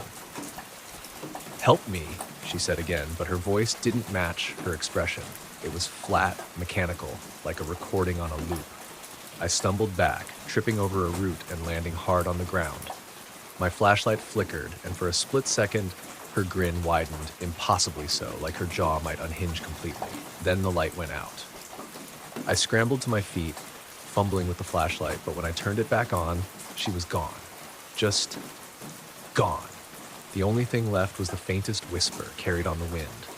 Help me. I ran back to the cabin, slamming the door shut behind me and locking it tight. My heart was pounding, and I couldn't shake the feeling that I wasn't alone. I lit a fire, hoping the warmth and light would drive away the fear, but the shadows in the corners of the cabin seemed to stretch and shift like they were watching me. That's when I noticed something on the window, a handprint. It was smudged, pale, like someone had pressed their hand against the glass from outside. But the thing is, it was too high up. The window was a good 7 feet off the ground. My stomach dropped. Then the whisper came again, but this time it wasn't outside. Help me. It was right behind me. I didn't look. I couldn't. Instead, I grabbed my keys and bolted for the truck, not daring to glance over my shoulder. The engine roared to life, and I tore down the dirt road, branches scraping against the sides like claws trying to hold me back. When I finally reached town, I didn't tell anyone what happened. Who'd believe me anyway? But sometimes, late at night, when the wind blows just right, I swear I can still hear her. Help me. And the worst part, I think she's getting closer. Have you ever had a dream so real it left a mark? I'm not talking about the kind of dream where you wake up in a cold sweat, grateful it wasn't real. I mean the kind where you wake up and something stays. Something you can't explain. I never believed in that sort of thing. Until last week. It started with a house. I was driving back from a weekend visit with some old friends when I took a wrong turn. My GPS cut out, and the road I ended up on wasn't on any map I'd ever seen. It was lined with gnarled trees, their branches so thick they blocked out the moonlight. My headlights barely lit the way ahead. And then I saw it. A house, sitting in the middle of nowhere. It wasn't big or fancy, just a rundown 2-story place with peeling paint and shattered windows. But there was something about it that felt off, like it was watching me. I should have kept driving, but my car had other ideas. The engine sputtered, coughed, and died right there in front of the house. No cell service, no other cars, just me and that place. I grabbed my flashlight and got out, the air colder than it should have been for late summer. My breath came out in faint puffs, and the only sound was the creak of the wind through the trees. The house loomed over me, its dark windows like empty eyes. "Just find a phone and get out," I told myself, stepping onto the porch. The boards groaned under my weight, and the door swung open on its own. Inside, the air was heavy, stale, like the place hadn't been touched in decades. The flashlight beam flickered over faded wallpaper, a broken chair, and a staircase that looked ready to collapse. But then I noticed something else. Footsteps. They weren't loud, more like a soft shuffling, but they were coming from upstairs. "Hello?" I called, my voice cracking. No answer. I should have turned around right then, but something pulled me forward. Curiosity. Stupidity, I don't know. I climbed the stairs, each step creaking louder than the last. At the top, the hallway stretched out before me, lined with doors that were all slightly ajar. The air was colder here, biting, and the flashlight's beam seemed dimmer, like the darkness was swallowing it. I stopped in front of the first door, my hand shaking as I pushed it open. The room was empty, just an old bed frame and a cracked mirror. But as I turned to leave, I saw it. A shadow moving across the wall, except there was no one there. I backed out, heart racing, and checked the next room. Same thing, empty, but the shadows danced like they had a life of their own. By the time I reached the last door, I was ready to run. But when I opened it, the flashlight flickered and died completely. That's when I heard it. A whisper. Soft and broken, like it was coming from all around me. "You shouldn't be here." My blood ran cold. I fumbled with the flashlight, smacking it until the beam sputtered back to life. And that's when I saw it. In the corner of the room, crouched like a spider, was a figure. Its limbs were too long, its skin pale and stretched, and its eyes... God, its eyes were hollow, black pits that seemed to pull the light in. It tilted its head, grinning with a mouth full of jagged teeth. I didn't wait for it to move. I bolted, tearing down the stairs and out the door, the sound of scraping claws on wood chasing me. I jumped into the car, frantically turning the key. The engine roared to life this time, and I floored it, the house shrinking in the rearview mirror. I didn't stop until I reached home, slamming the door behind me and locking every bolt. I thought it was over. Until I woke up the next morning. On my arm, right where that thing's hand would have been, was a bruise, dark and shaped like long, bony fingers. And now, every night, I hear it, a faint whisper growing louder. "You shouldn't be here." And the worst part? I don't think it means the house anymore. Do you ever get a feeling that a place doesn't want you there? I mean, like it actively resents your presence. Not just creepy vibes or old haunted house stories, but a deep, bone-chilling sense that you've stepped into something alive. Something that knows you. I never believed in that sort of thing. Not until last winter. It was supposed to be a simple weekend. My friend Lucas had this great idea to rent a remote cabin in the mountains for a digital detox. No phones, no internet, just us, some beers, and the snow-covered wilderness. The place was perfect, or so I thought when we arrived. A little log cabin nestled in a clearing with a frozen lake just a short walk away. The air was crisp, the kind that stings your lungs but feels good, you know? We unloaded our stuff, lit the fireplace, and settled in. For the first day, it was everything Lucas promised. Peaceful, quiet, almost too quiet. It started that night. I woke up around 2 a.m., my breath puffing out in small clouds. The fire had burned down to embers, and the room was dark except for the faint glow of the moonlight through the frost-covered windows. Then I heard it. A knock. Soft, deliberate, and coming from the front door. At first, I thought I imagined it, but then it came again, 3 steady knocks. I sat up, heart racing. "Lucas?" I whispered, but he was snoring in the other bed. I grabbed my flashlight and crept to the door. Knock, knock, knock. "Hello?" I called out, my voice trembling. No answer. Just the sound of the wind howling through the trees. Against my better judgment, I opened the door.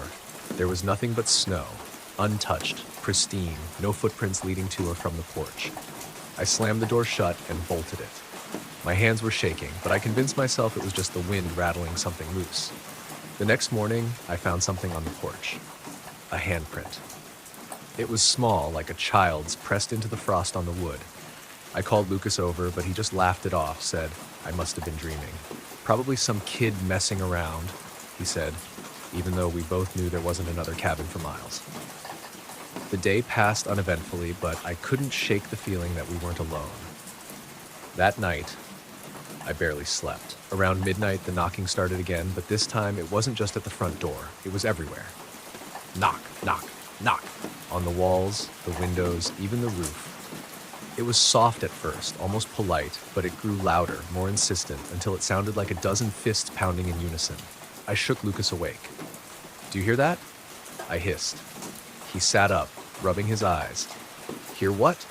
As soon as the words left his mouth, the knocking stopped. "Dude, you need to relax," he muttered, rolling over and pulling the blanket over his head. But I knew what I heard.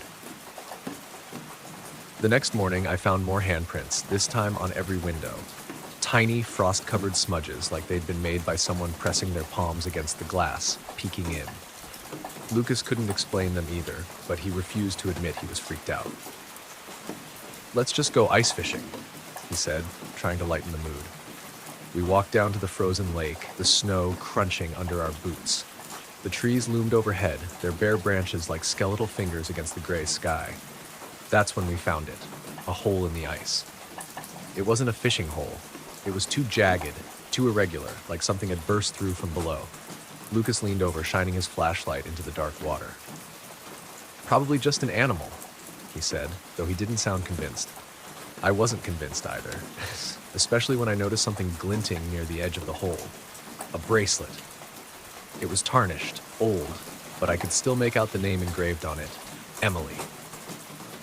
We hiked back to the cabin in silence. Lucas tried to brush it off, but I could see the unease in his eyes. That night, the knocking didn't come. Instead, there was singing. It started as a faint hum, barely audible, like it was carried on the wind.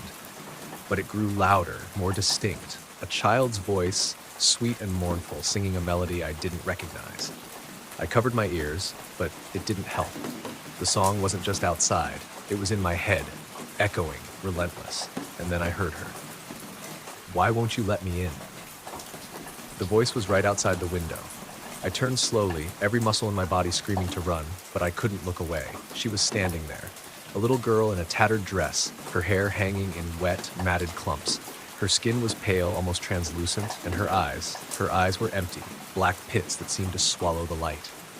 "It's so cold out here," she whispered, her breath fogging the glass. I screamed, waking Lucas, and when I looked back, she was gone. We left at first light, neither of us saying much, but when we got back to town, I did some digging. I found an article about a family who'd lived in that cabin decades ago. They'd lost a daughter, Emily, who'd fallen through the ice while playing near the lake. Her body was never recovered. I don't know if it was her that night or whatever's left of her, but I'll never forget those words, whispered in the dark. "Why won't you let me in?" And now, sometimes when I'm alone at night, I hear the knocking again. You know that feeling when a place seems too perfect? Almost rehearsed? That's how I felt about Black Hollow Campground. The brochure showed postcard-perfect pictures of serene woods, a glassy lake, and cozy little cabins. It was the kind of place where families go to make memories. It was also where my girlfriend, Alyssa, and I decided to spend our anniversary weekend. The drive there was uneventful, long stretches of empty highway, the occasional gas station, and then finally, a dirt road winding deep into the forest. When we arrived, I couldn't shake the feeling that something was off. The cabins were neat, too neat. They looked like they'd been plucked straight from a catalog and placed here, untouched by time or weather. The wood didn't creak, the windows didn't have a single smudge, and the curtains all hung at the exact same height. Alyssa laughed when I pointed it out. "You're just paranoid," she teased, wrapping her arms around me. "Come on, let's enjoy this." And I tried to. We unpacked, lit a fire, and spent the evening roasting marshmallows under a sky so clear it looked painted. For a while, I forgot about the strange perfection of the place. Until that night. It was around midnight when I woke up. At first, I thought it was the wind that stirred me, but then I heard it. Soft, deliberate footsteps crunching in the gravel outside. I froze, straining to listen. The steps stopped right outside the cabin door. "Hello?" I called, my voice trembling. No response, just silence. I waited for what felt like hours before finally convincing myself it was a deer or some other animal. But when I stepped outside the next morning, there were footprints. They were human, barefoot, small, like a child's. The weird part, the prints didn't lead anywhere. They stopped abruptly in the middle of the clearing, as if the person had vanished into thin air. Alyssa thought it was creepy, but brushed it off. Probably some local kids messing with us, she said. I wasn't so sure. That evening, as the sun set, I felt it again. That sense of being watched. The woods seemed darker than they should have been, the silence heavier. Even the birds had stopped singing. Around 9 p.m., Alyssa went to grab some firewood. She'd only been gone for a minute when I heard her scream. I bolted out of the cabin, flashlight in hand, and found her standing near the edge of the woods, pale and shaking. "What happened?" I asked, grabbing her shoulders. She pointed into the trees, her voice barely above a whisper. "There was a kid, just standing there, staring at me." I shone my flashlight into the forest, but there was nothing there. No movement, no sound. "Are you sure?" I asked, though I already knew the answer. Her eyes were wide, brimming with tears. He was right there. We decided to leave the next morning, but the night had other plans. Around midnight, the footsteps returned. This time, they circled the cabin, slow and deliberate. Crunch, crunch, crunch. Alyssa clung to me, trembling, as I grabbed the nearest weapon I could find, a fire poker. "Who's out there?" I shouted. The footsteps stopped. For a long moment, there was nothing but silence. And then a soft knock on the window. We both turned, hearts pounding. A face stared back at us, a pale, expressionless face with empty black eyes. It was a boy, no older than 8, his skin so white it almost glowed in the moonlight. He didn't move, didn't blink, just stood there, staring.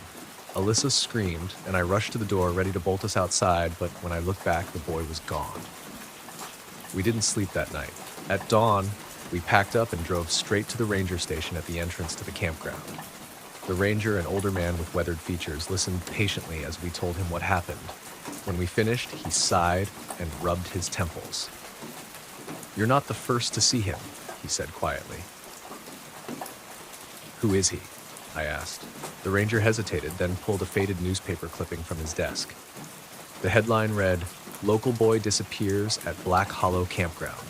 It was dated 1983. The boy's face in the photo was the same face we'd seen in the window. We never went back to Black Hollow, but sometimes late at night, I swear I can still hear those footsteps, soft, deliberate, circling just outside. And every now and then, I catch a glimpse of a pale face in the window, watching. You ever wake up somewhere and can't remember how you got there? That's what happened to me at the old Grayson farm. I wasn't drunk. I wasn't sleepwalking. I had no reason to be there. One moment I was lying in bed, scrolling through my phone. The next I was standing in the middle of an empty field, staring at the dilapidated farmhouse. The place was infamous in town. People whispered about the Grayson family, how they'd vanished one night in 1978 without a trace. The farm had been abandoned ever since, left to rot. So why the hell was I standing there? The moon hung low, casting long shadows over the overgrown grass. The house loomed ahead, its windows black and lifeless. Every instinct screamed at me to leave, but something about the place drew me in. I should have turned around, I know that now. But curiosity is a hell of a drug. As I approached the porch, the wood groaned under my feet. The front door was ajar, swaying gently in the night breeze, like it had been waiting for me. Inside, the air was heavy, stale, with a faint metallic tang. My flashlight's beam wavered as I stepped into the foyer. Dust motes danced in the light, but the floor beneath me was oddly clean, as if someone had swept it recently. There were no cobwebs, no decay, just emptiness. And then I heard it. Tap, tap, tap. Soft footsteps above me. I froze, every hair on my body standing on end. "Hello," I called, my voice barely louder than a whisper. The tapping stopped. For a long moment, there was only silence. Then, from the top of the staircase, a voice. "Come upstairs." It was faint, almost sing-song, like a child playing hide-and-seek. I didn't move, I couldn't. My legs felt rooted to the spot. The voice came again, softer this time. "Come upstairs." Against all logic, I found myself walking toward the staircase. The wooden steps creaked under my weight, each groan echoing in the oppressive silence. At the top, the hallway stretched out before me, lined with closed doors. The last door on the right was cracked open. A dim, flickering light spilled out. I approached cautiously, my heartbeat thundering in my ears. The light wasn't natural, it pulsed faintly, casting strange shadows on the peeling wallpaper. When I pushed the door open, the room was empty. Well, almost empty. In the center of the room was a small wooden table. On it sat an old radio, the kind with dials and knobs. The static crackled faintly, and then the voice came again, this time from the radio. My stomach dropped. The room suddenly felt smaller, like the walls were closing in. I reached out to touch the radio, but as soon as my fingers brushed it, the static cut off. The silence was deafening. Then the door slammed shut behind me. I spun around, flashlight shaking in my hand. The door wouldn't budge, no matter how hard I yanked. And then I saw them. Shadows. Dozens of them. They flickered on the walls, moving independently of the light. Tall, thin shapes with elongated limbs and featureless faces. They didn't move toward me. They just stood there, surrounding me, watching. The radio crackled to life again. "You never should have come back," the voice said, distorted and low. I screamed, pounding on the door, but it was like the house had swallowed me whole. When I finally woke up, I was lying in my own bed. For a moment, I thought it had all been a nightmare. But then I saw it. Sitting on my nightstand was the radio. It wasn't there before. The static hummed softly, and as I stared at it, a voice whispered, "See you soon." You know when you do something stupid and you know it's stupid, but you do it anyway? Yeah, that was me with the old weather station. It sat abandoned at the edge of town, a rusting relic from the 1950s. They built it on a hilltop, surrounded by dense woods, the kind that swallowed sound and made you feel like you were being watched. My friends dared me to spend the night there. They didn't think I'd do it, but I'm not the kind of guy to back down from a challenge. The place was worse than I expected. The chain-link fence surrounding the property had collapsed in places, and the building itself leaned slightly, like it was too tired to stand upright. Getting inside was easy. The padlock on the door was rusted through. I shoved it open and stepped into darkness. The air was thick and damp, carrying the faint scent of mildew and something metallic. It wasn't until I set up my flashlight that I noticed the symbols. They were carved into the walls, crude and jagged, like someone had scratched them out in a hurry. Circles, spirals, triangles, all overlapping and tangled together. At first, I thought they were just graffiti until I saw the floor. The same symbols, but bigger. They covered the concrete, converging in the center where an old radio tower loomed, its base still bolted into the floor. The tower hummed faintly, though the power lines leading to it had long since been cut. I tried to brush it off. Just some weird art project, I told myself, but my gut said otherwise. I set up my sleeping bag in the corner, as far from the tower as I could manage, and started recording a video on my phone. Proof for my friends that I was actually there. I was halfway through a monologue about how creepy the place was when I heard it. A whisper. It was faint, almost like static, and at first I thought it was my imagination, but then it grew louder, clearer. Leave. The word sent a chill down my spine. I swung my flashlight around, but the room was empty. Just me, the tower, and those damn symbols. I laughed nervously into the camera. Nice try, guys. Real original. But deep down, I knew they weren't there. I tried to ignore it and settled into my sleeping bag, pulling it tight around me like a shield. The whispering didn't stop. It wasn't just one voice. It was a chorus, overlapping and weaving together. A cacophony of leave, stay, and something unintelligible. I covered my ears, but the sound wasn't coming from outside. It was inside my head. At some point, I must have fallen asleep. When I woke up, the room was pitch black. My flashlight had died and my phone wouldn't turn on, but the tower was glowing. A faint, sickly green light pulsed from the metal, casting long, jagged shadows across the room. The symbols on the walls seemed to writhe like they were alive, and then I saw them. Figures. Dozens of them, their forms barely visible in the dim light. They stood at the edges of the room, just out of reach, their faces obscured. I didn't hear footsteps, but they moved closer, slowly, silently. The whispers grew louder, overlapping until they became a roar. "You shouldn't have come here." I scrambled to my feet, tripping over my sleeping bag, and bolted for the door. But when I reached it, it was gone. The walls were smooth, seamless, no sign of the door I'd entered through. I was trapped. The figures surrounded me, their shapes flickering like static on an old TV. I screamed, but the sound was swallowed by the roar of the whispers. And then everything went dark. When I woke up, I was lying in the woods just outside the weather station. The building was silent, its windows dark. My phone was in my pocket, fully charged, but the video was gone. The only evidence I had was a single photo I don't remember taking, the radio tower glowing faintly, and behind it, a figure with hollow, empty eyes staring straight at the camera. They say every family has skeletons in their closet. I just didn't expect mine to have this. When my grandmother passed away, I inherited her house. It was an old Victorian relic, perched on the edge of a dense forest, the kind of place that creaked even when no one was walking through it. She'd always been secretive about her life. I'd visit her as a kid, but there were parts of the house she never let me explore. Especially the attic. I wasn't planning to stay long, just enough time to clear out her things and put the house on the market. The first 2 days were uneventful, dusting off old furniture, boxing up photo albums, that sort of thing. But on the third day, I found the key. It was tucked inside a jewelry box on her dresser, attached to a faded label that read, "Attic." I knew I shouldn't have gone up there. But, well, curiosity. The attic stairs groaned under my weight as I climbed up. The air grew colder with each step, heavy with the scent of mothballs and something faintly metallic. When I unlocked the door and pushed it open, my flashlight illuminated a sea of dust-covered furniture, old trunks, and dolls. Dozens of them. Porcelain faces stared at me from every surface, their painted eyes glinting in the beam of light. I chuckled nervously. Creepy, but harmless. I moved deeper into the attic, stepping over cobwebs and discarded toys. That's when I noticed the trunk. It was larger than the others, shoved into the farthest corner. Unlike the rest of the attic, it wasn't covered in dust, as if someone had opened it recently. I hesitated, my hand hovering over the latch. That's when I heard it.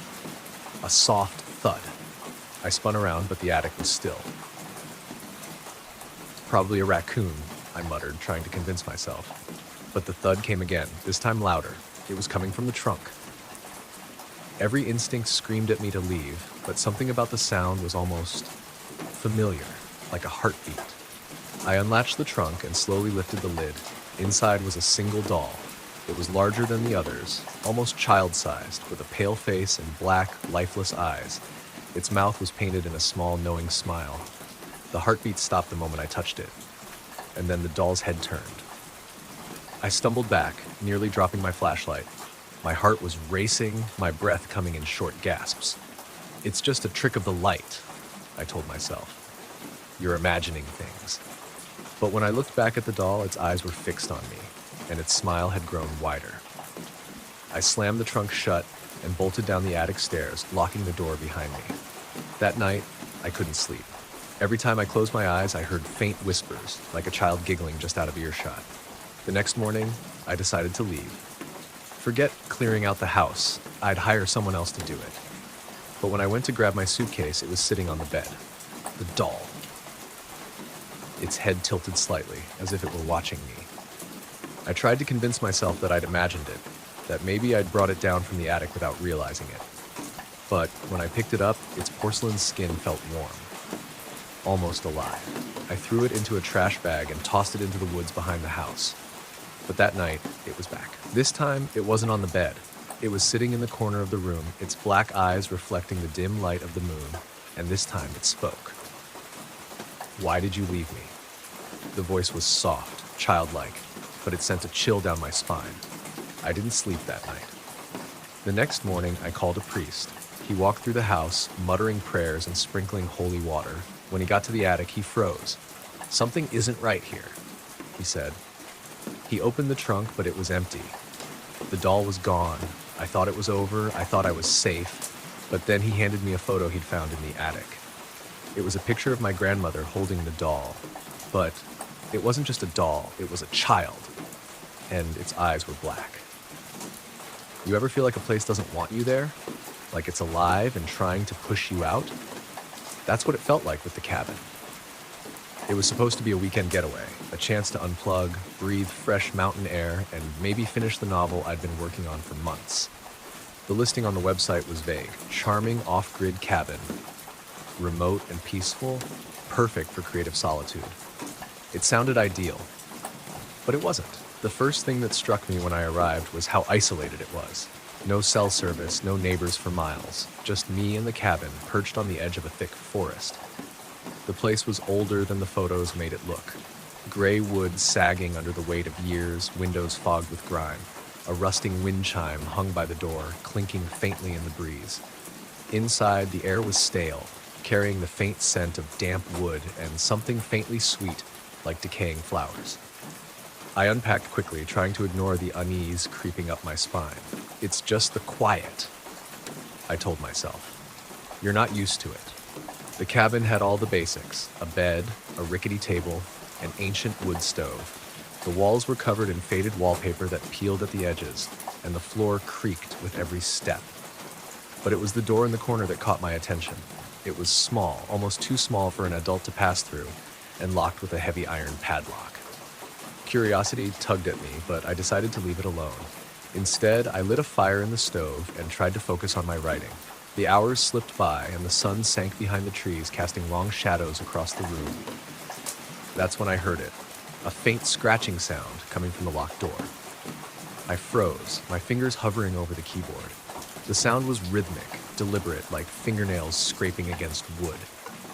"Probably mice," I muttered, though my voice didn't carry the confidence I wanted it to. The scratching stopped, and for a moment the cabin was silent again. But then came the whispering. It was faint at first, just a soft murmur that seemed to seep through the walls. I couldn't make out the words, but the tone was urgent, pleading. It sounded like a woman's voice, trembling with desperation. I approached the door slowly, the floorboards groaning beneath my weight. "Hello?" I called out, my voice barely louder than the whispers. The murmuring stopped, and then something knocked. The knock was loud, forceful, and it rattled the padlock. I stumbled back, my heart racing. I grabbed a flashlight and shone it at the door. For a moment, I thought I saw something. Fingers, pale and thin, reaching through the gap at the bottom, and then they were gone. I didn't sleep that night. The whispering came and went, rising and falling like the tide. The scratching returned, joined by faint thuds, as if someone or something was trying to get out. By dawn, I'd convinced myself it was just my imagination. Sleep deprivation, the isolation, it was messing with my head. But then I found the carvings. They were etched into the floorboards near the locked door. Symbols crudely scratched into the wood. Circles, spirals, jagged lines that seemed to twist and writhe if I stared at them too long. And in the center of it all, a single word: listen. I didn't want to be there anymore, but the road back to town was long and my car was nearly out of gas. I told myself I'd leave in the morning. That night, the whispering started again. This time, it was louder, clearer. "Help me." The voice was unmistakably human, and it was coming from the other side of the door. I couldn't ignore it anymore. I grabbed a hammer from the kitchen drawer and approached the door, my hands shaking. The padlock was rusted, and it only took a few hits before it snapped open. I hesitated, my hand on the doorknob. The whispering had stopped, replaced by a heavy silence, and then the door swung open on its own. The space beyond was a crawl space, dark and narrow, the air thick with the smell of rot. I shone my flashlight inside and nearly dropped it. The walls were lined with claw marks, deep and desperate, and in the center of the space was a figure. It was a woman, or what was left of her. Her skin was pale and stretched taut over her bones, her eyes wide and sunken. She opened her mouth to speak, but no sound came out, and then she lunged. I stumbled back, slamming the door shut and shoving the table against it. The whispering returned, louder than ever, filling the cabin with a deafening roar. "Listen! Listen!" I don't remember much after that. When I came to, it was morning, and I was lying in my car at the edge of the forest. The cabin was gone. Just an empty clearing where it had stood. But I'm not free. Every night I hear the whispering, and sometimes when I close my eyes, I see her face. It was supposed to be a weekend to forget everything, but you can't outrun your past, especially not in that place. It started with a phone call from an old friend. Alex had been talking about going on a little retreat for weeks, some remote cabin in the woods far from the noise of the city. He said it would be a perfect way to reset, get our heads straight. I wasn't sure at first. The idea of being that far from anything familiar made my stomach turn, but I was in a rough spot. I'd lost my job, my relationship was falling apart, and I hadn't had a decent night's sleep in weeks. So, I agreed. The cabin was exactly what you'd expect, tucked away in the thickest part of the woods, no neighbors for miles, and completely off the grid. The kind of place you'd only find on some obscure listing site that promises total privacy. Alex had already arrived by the time I got there. He met me at the car with a grin, a bottle of whiskey in hand. "You're gonna love it, trust me." I nodded, trying to push the unease gnawing at my gut to the back of my mind. "Sure, I'm sure it'll be great." The first night was fine. Quiet, almost too quiet. The kind of quiet that wraps around you like a thick blanket and makes your thoughts seem louder than they really are. The cabin creaked and moaned in the wind, but it didn't bother me. Alex was already a few drinks in, and we spent hours catching up, talking about everything and nothing. But as the night wore on, I noticed something strange. The lights flickered just for a second, like someone had tugged on the power lines. Then it happened again. I didn't think much of it, just the usual cabin quirks, but as I headed to bed, I couldn't shake the feeling that I wasn't alone in the house. The wind howled outside, rattling the windows, and I tried to settle into the unfamiliar bed. That's when I heard it. A soft knock. At first, I thought it was Alex, maybe still moving around downstairs. But when I checked, the house was still, and then it came again. 3 knocks. Rapid fire. Must be the wind, I told myself, though the words felt hollow in the silence. The next day, Alex was acting strange. He was distant, like his thoughts were miles away. I tried to get him to go for a walk with me, but he kept looking over his shoulder. He said he was fine, but there was something off about the way he said it. That night, the knocking came again, but this time it was louder. I went downstairs expecting to see Alex asleep on the couch, but the living room was empty. The door was locked. Then I saw it. A symbol, drawn in what looked like ash, was smeared across the floor. It wasn't random, it was deliberate. A circle with lines radiating outward like the sun, only twisted. And at the center, a name. Lily. I didn't know anyone named Lily, but the name sent a chill through me. I rubbed my eyes, thinking I was seeing things, but when I looked again, the symbol was still there. That's when I heard Alex, his voice coming from upstairs. "You need to leave." I rushed up to find him standing at the window, staring out into the woods. His face was pale, his eyes wide and wild. "We need to leave now," he repeated, almost begging. "Alex, what's going on? What's happening?" I asked, my voice shaking. He didn't answer right away. He was staring past me into the shadows of the room. Then he whispered, "It's not just us here." I didn't believe him. I thought maybe he'd had too much to drink, or maybe it was the isolation playing tricks on his mind. But then I saw it. A figure. In the reflection of the window, standing just behind Alex. It was tall, shadowy, and completely still. I blinked, and it was gone. Alex turned to face me, his eyes desperate. "We have to go. I saw her again. She's been here the whole time." I didn't understand. I grabbed my things, ready to leave, but as I stepped toward the door, I heard the knocking again. This time it was coming from outside, louder and faster. 3 knocks. We opened the door to find the porch empty, the forest silent. But then, out of the corner of my eye, I saw her. A woman, standing at the edge of the trees, watching us. Her hair was black as night, and her eyes were dark, hollow, like she wasn't entirely human. I turned back to Alex, but when I looked at him, I knew it was too late. He was gone. Just like that, vanished. And I was alone, standing on that porch, with nothing but the wind and her eyes watching me. The authorities never found Alex. They said he must have wandered off into the woods and gotten lost. But I know the truth. The knocking, the symbol, the woman.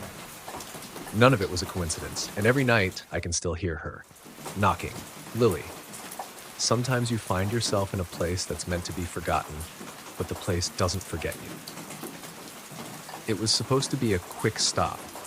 Just a stretch of the legs after hours of driving on some forgotten back road, an escape from the endless miles of nothing but trees. The town wasn't even on the map, but there was a sign, an old weather-beaten one that read Marrow's Hollow, and I couldn't help but pull off. I'd been driving alone for days, far away from the city, far away from any reminders of what I was running from. The first thing that hit me when I stepped out of the car was the silence. It wasn't the peaceful kind.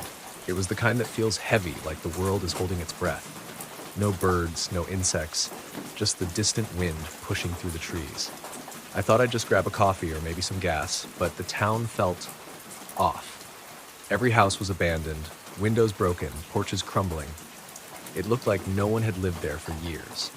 The air was thick with dust, the streets unnaturally still. I pulled into a small gas station, the only building that seemed intact. The door creaked as I pushed it open, and inside, the smell of stale coffee and old paper hit me hard. There was no one behind the counter, but a bell chimed, and I heard footsteps from the back. An old man appeared, hunched, with a scruffy beard and eyes that seemed too tired to blink. He looked at me with a kind of hollow recognition, like he'd seen me before, even though we'd never met. "What can I do for you, son?" he rasped, his voice scratchy. "I'm just passing through," I said, trying to sound casual. "Just need to stretch my legs, maybe get a drink." He didn't move at first, just stared. Then he nodded slowly, and his lips parted into a smile that made the hairs on the back of my neck stand up. "Don't stay too long," he warned. Not a good place for strangers. I laughed it off. "I'll be out of here before dark." But as I stepped out, I felt it. A presence behind me, watching. I didn't turn around. I didn't need to. I could feel it in my bones. I got back in my car and started to drive down the only road that led out of town. The pavement was cracked, weeds growing through the cracks, but there was something else too, something I couldn't place. As I passed the old houses, I noticed something strange. The windows, they were all cracked, but not in a way that made sense. It was as if the glass had been broken from the inside, the pieces scattered outward. I couldn't shake the feeling that someone or something was watching me from behind those broken windows. I looked in the rearview mirror just to reassure myself, but instead of my reflection, I saw a flash of movement, a figure standing at the edge of the trees just outside town. I slammed on the brakes, heart racing. The figure was gone, but something was wrong. I could feel the town pulling me back, a gravity I couldn't explain. I turned the car around and headed back to the gas station. But as I neared it, I saw something that stopped me cold. The gas station was gone. There was no sign of it, not a single trace that it had ever existed, just empty land, an overgrown field where it should have been. I looked around, panic rising in my chest. Had I been imagining it all? No, I wasn't crazy.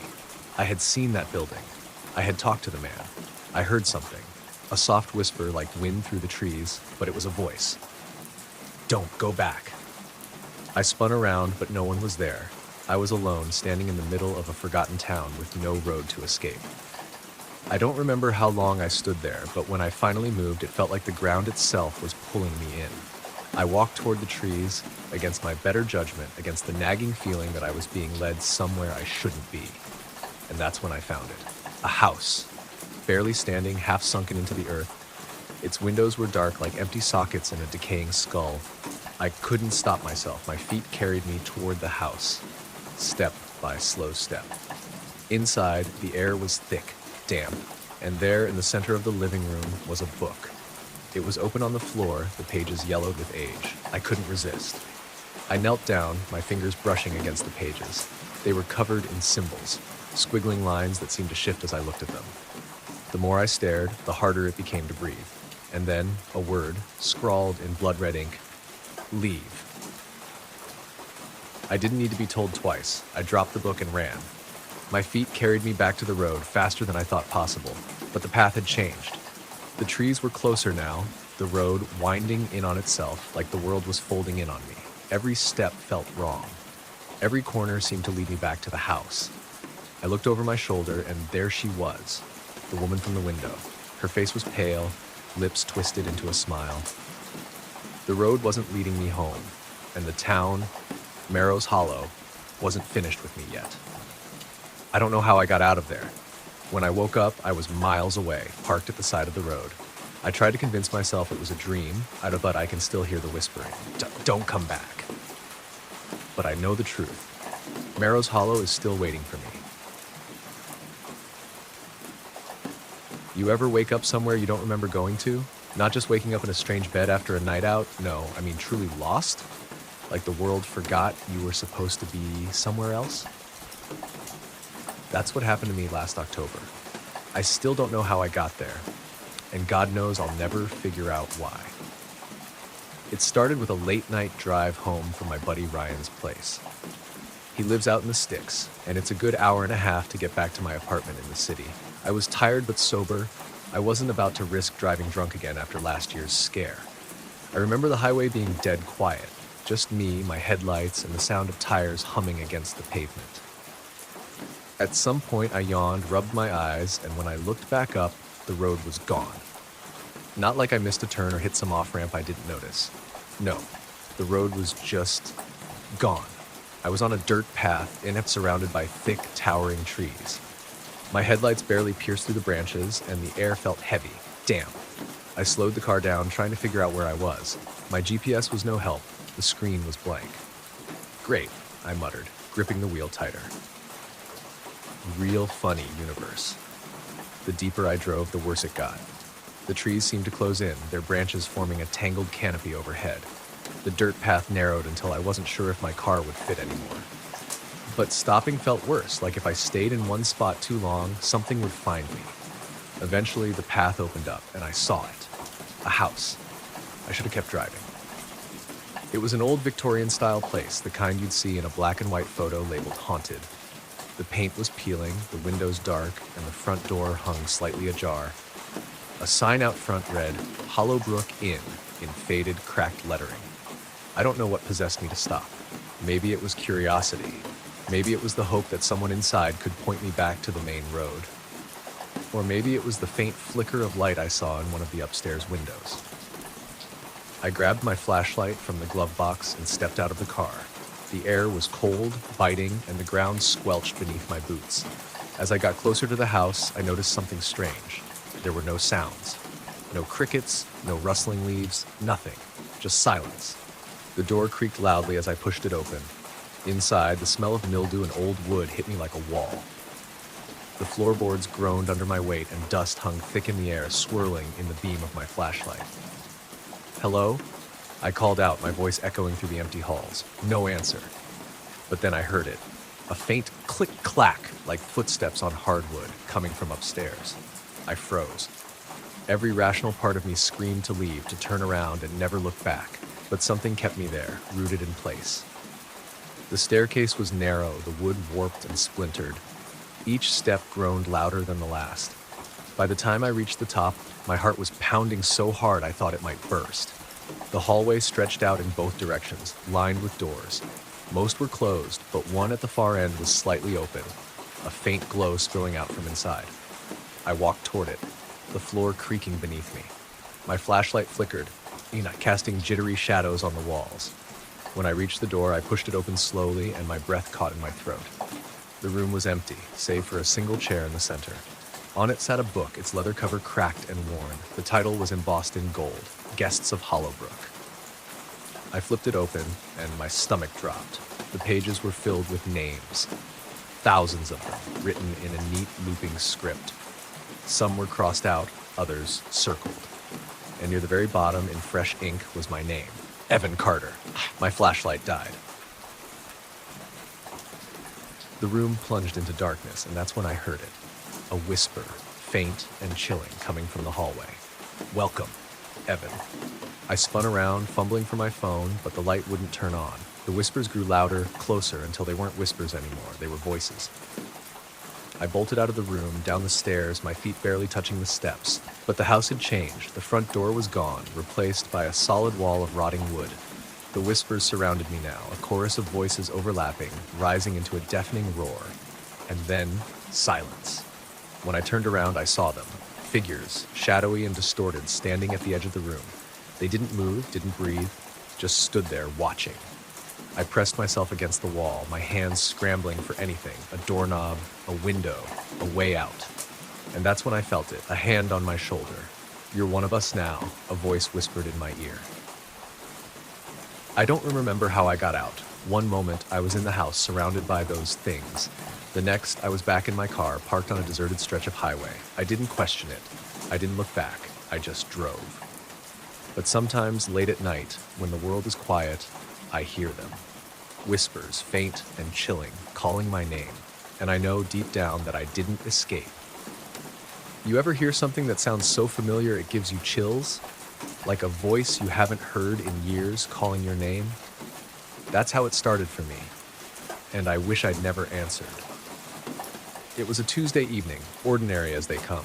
My sister Lily had just moved back to town after 10 years, and we were sorting through some boxes she'd left in our parents' attic. The house was old. Creaky floorboards, drafty windows, but it was home. My childhood memories were wrapped up in every inch of it. Lily and I were laughing about some old yearbooks we'd found when she pulled out a small, leather-bound journal. "Do you remember this?" she asked, her voice strangely quiet. I didn't at first, but when she opened it, my stomach dropped. It was our grandmother's. The thing is, Grandma was strange. Kind but distant, like she was always preoccupied with something we couldn't see. She died when I was 11, and honestly, I hadn't thought about her much since. But that journal, its pages were filled with symbols, strange circles, jagged lines, and what looked like words, though none I could understand. Lily turned the pages slowly, her face pale. "She used to take us to that house in the woods," she whispered. "Do you remember?" I did.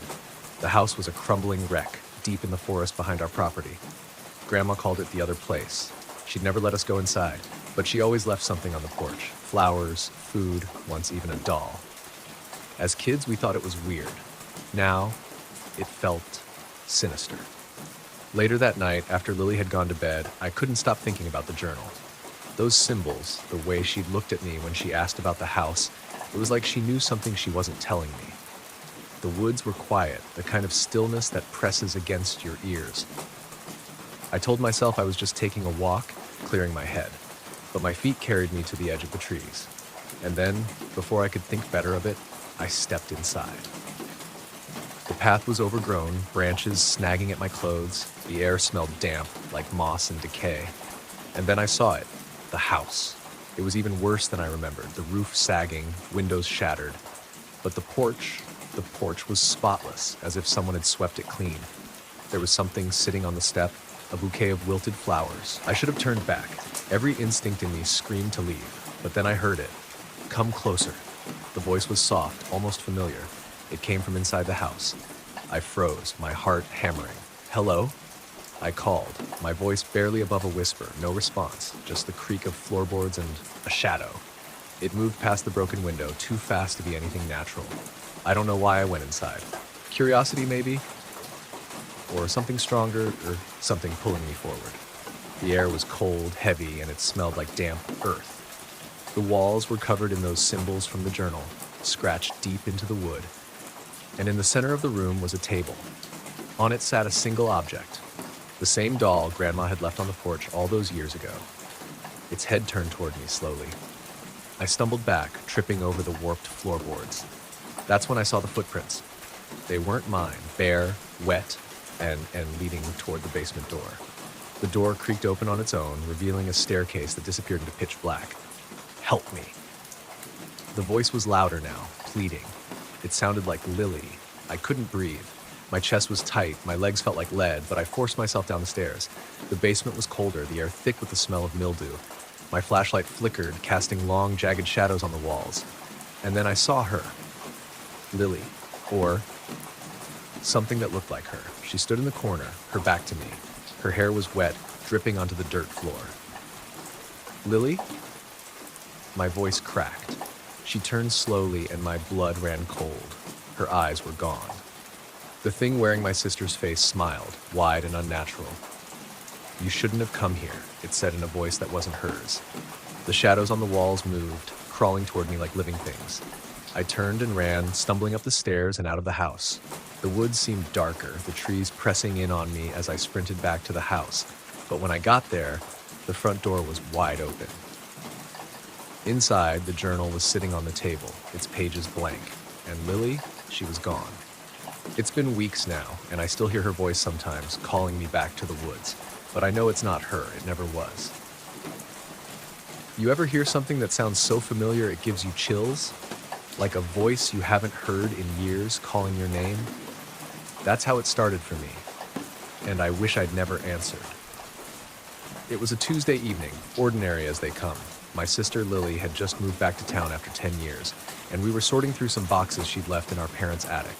The house was old. Creaky floorboards, drafty windows, but it was home. My childhood memories were wrapped up in every inch of it. Lily and I were laughing about some old yearbooks we'd found when she pulled out a small, leather-bound journal. "Do you remember this?" she asked, her voice strangely quiet. I didn't at first, but when she opened it, my stomach dropped. It was our grandmother's. The thing is, Grandma was strange. Kind but distant, like she was always preoccupied with something we couldn't see. She died when I was 11, and honestly, I hadn't thought about her much since. But that journal, its pages were filled with symbols, strange circles, jagged lines, and what looked like words, though none I could understand. Lily turned the pages slowly, her face pale. "She used to take us to that house in the woods," she whispered. "Do you remember?" I did. The house was a crumbling wreck, deep in the forest behind our property. Grandma called it the other place. She'd never let us go inside, but she always left something on the porch. Flowers, food, once even a doll. As kids, we thought it was weird. Now, it felt sinister. Later that night, after Lily had gone to bed, I couldn't stop thinking about the journal. Those symbols, the way she'd looked at me when she asked about the house, it was like she knew something she wasn't telling me. The woods were quiet, the kind of stillness that presses against your ears. I told myself I was just taking a walk, clearing my head, but my feet carried me to the edge of the trees. And then, before I could think better of it, I stepped inside. The path was overgrown, branches snagging at my clothes. The air smelled damp, like moss and decay. And then I saw it, the house. It was even worse than I remembered, the roof sagging, windows shattered. But the porch was spotless, as if someone had swept it clean. There was something sitting on the step, a bouquet of wilted flowers. I should have turned back. Every instinct in me screamed to leave, but then I heard it. "Come closer." The voice was soft, almost familiar. It came from inside the house. I froze, my heart hammering. "Hello?" I called, my voice barely above a whisper, no response, just the creak of floorboards and a shadow. It moved past the broken window, too fast to be anything natural. I don't know why I went inside. Curiosity, maybe? Or something stronger, or something pulling me forward. The air was cold, heavy, and it smelled like damp earth. The walls were covered in those symbols from the journal, scratched deep into the wood. And in the center of the room was a table. On it sat a single object, the same doll Grandma had left on the porch all those years ago. Its head turned toward me slowly. I stumbled back, tripping over the warped floorboards. That's when I saw the footprints. They weren't mine, bare, wet, and leading toward the basement door. The door creaked open on its own, revealing a staircase that disappeared into pitch black. "Help me." The voice was louder now, pleading. It sounded like Lily. I couldn't breathe. My chest was tight, my legs felt like lead, but I forced myself down the stairs. The basement was colder, the air thick with the smell of mildew. My flashlight flickered, casting long, jagged shadows on the walls. And then I saw her. Lily. Or something that looked like her. She stood in the corner, her back to me. Her hair was wet, dripping onto the dirt floor. "Lily?" My voice cracked. She turned slowly and my blood ran cold. Her eyes were gone. The thing wearing my sister's face smiled, wide and unnatural. "You shouldn't have come here," it said in a voice that wasn't hers. The shadows on the walls moved, crawling toward me like living things. I turned and ran, stumbling up the stairs and out of the house. The woods seemed darker, the trees pressing in on me as I sprinted back to the house. But when I got there, the front door was wide open. Inside, the journal was sitting on the table, its pages blank. And Lily, she was gone. It's been weeks now, and I still hear her voice sometimes, calling me back to the woods. But I know it's not her, it never was. You ever feel like you're being watched? Not in the usual sense, like someone standing behind you, but something bigger. Something that doesn't have eyes, but still sees every move you make? That's how it felt that night. It started simple enough. My dog, Max, wouldn't stop barking. We just moved into this place, a rental cabin tucked into the woods, miles from the nearest neighbor. It was supposed to be a peaceful retreat after the mess of my divorce. Quiet, solitude, a fresh start. Except Max didn't seem to get the memo. Every night, like clockwork, he'd start barking at the back door around 3 a.m. Nothing I did would calm him down. I figured it was wildlife, maybe a raccoon or deer. But on the fourth night, I decided to check for myself. The woods were eerily silent as I stepped onto the porch, flashlight in hand.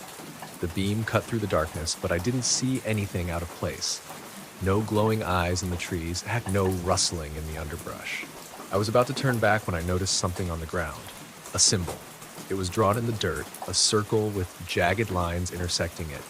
At first, I thought it was some kind of prank, a kid's idea of a joke. But out here, who would even bother?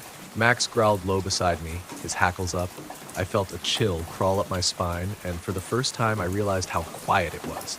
No insects, no wind. "All right, boy, let's go back inside," I muttered, trying to shake off the unease. But as I turned, I heard it. A whisper. I froze. The voice was faint, like someone murmuring just out of reach. "Help me." It was so soft, so desperate. I whipped the flashlight around, my heart hammering. "Who's there?" I called, my voice trembling. No answer. Just the whisper again, this time closer. "Please, help me." I bolted back inside, locking the door behind me. My hands were shaking as I grabbed my phone, back ready to call the police, but there was no signal. Figures. Max wouldn't stop pacing, his nails clicking on the wooden floor. I tried to convince myself it was just my imagination. Stress. Isolation. But deep down I knew better. That symbol in the dirt wasn't random. The next morning, I went out to check again. The symbol was gone, not erased or faded, just gone, like it had never been there. I stood there for a while, staring at the empty spot. That's when I noticed the second one. It was deeper in the woods, etched into the bark of a tree. The same jagged circle, but this one looked older, weathered. Max refused to follow me any farther, so I turned back. But the feeling of being watched stayed with me all day. That night I couldn't sleep. The whispering started again, faint but insistent. This time it sounded like it was coming from inside the house. I grabbed the flashlight and followed the sound to the basement door. It was cracked open, a sliver of darkness yawning beneath. I hadn't opened that door since moving in. The realtor had mentioned the basement was unfinished, prone to flooding and basically unusable. "Hello?" I called, my voice shaking. The whisper stopped. I should have left right then and there. But something pushed me forward, down the creaking stairs into the cold, damp basement. The air was heavy, smelling of mildew and earth. My flashlight flickered, and for a moment I thought I saw a shadow move across the far wall. And then I saw it. Another symbol. This one was carved into the concrete floor, larger and more intricate than the others. In the center of the circle sat an object, a rusted metal box. I don't know what possessed me to open it. Curiosity, maybe, or something darker. Inside was a photograph. It was old, sepia-toned, and slightly warped from age. It showed a family, a man, a woman, and a little girl standing in front of a cabin. This cabin, but their faces were wrong. The eyes were scratched out, deep gouges marring the paper. My hands were shaking as I put the photo back, but before I could close the box, I heard it again. "Help me." The whisper was louder now, echoing through the basement. The flashlight flickered again, and this time it didn't come back on. I was plunged into darkness. "Who are you?" I shouted, my voice bouncing off the walls. The only response was a low, guttural laugh. And then, a single word, "Mine." I scrambled up the stairs, slamming the basement door behind me. Max was barking like crazy, his paws scratching at the front door. I didn't even bother grabbing my keys. I just threw open the door and ran, Max at my heels. We didn't stop until we reached the edge of the woods. When I finally turned back, the cabin was dark, silent. But in the window, I saw a face. It was the little girl from the photograph, and she was smiling. I never went back. Sometimes I wonder if someone else moved in, if they heard the whispers too. But mostly I just try to forget. Not that it matters, because every so often, late at night, I hear it again. "Help me." You ever go somewhere that feels wrong? Like the air's too heavy, the shadow's too deep, and even though it's quiet, you feel like the place is alive, waiting? Yeah, that's exactly what I walked into last month. I had no business being there. Let me start with that. It was an old house, way out in the country, left to me by my uncle when he passed. I hadn't seen the guy in years, but apparently he'd left everything to me.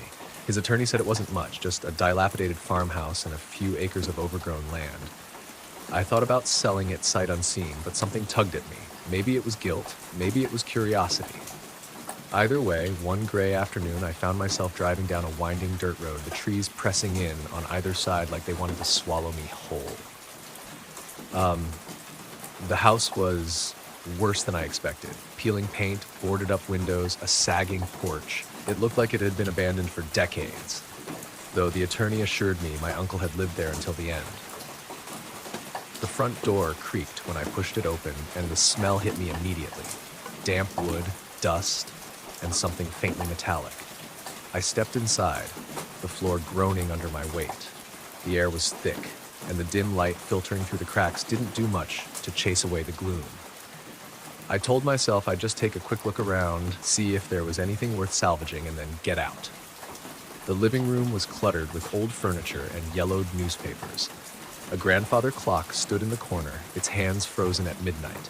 I found myself staring at it, mesmerized, until Max, my other half, my loyal golden retriever, barked, snapping me out of it. He stood in the doorway to the hall, his ears perked, his body rigid.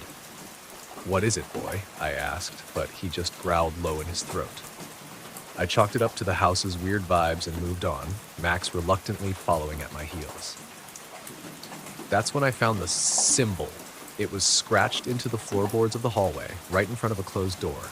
A circle with jagged lines radiating outward, almost like a sun, but wrong.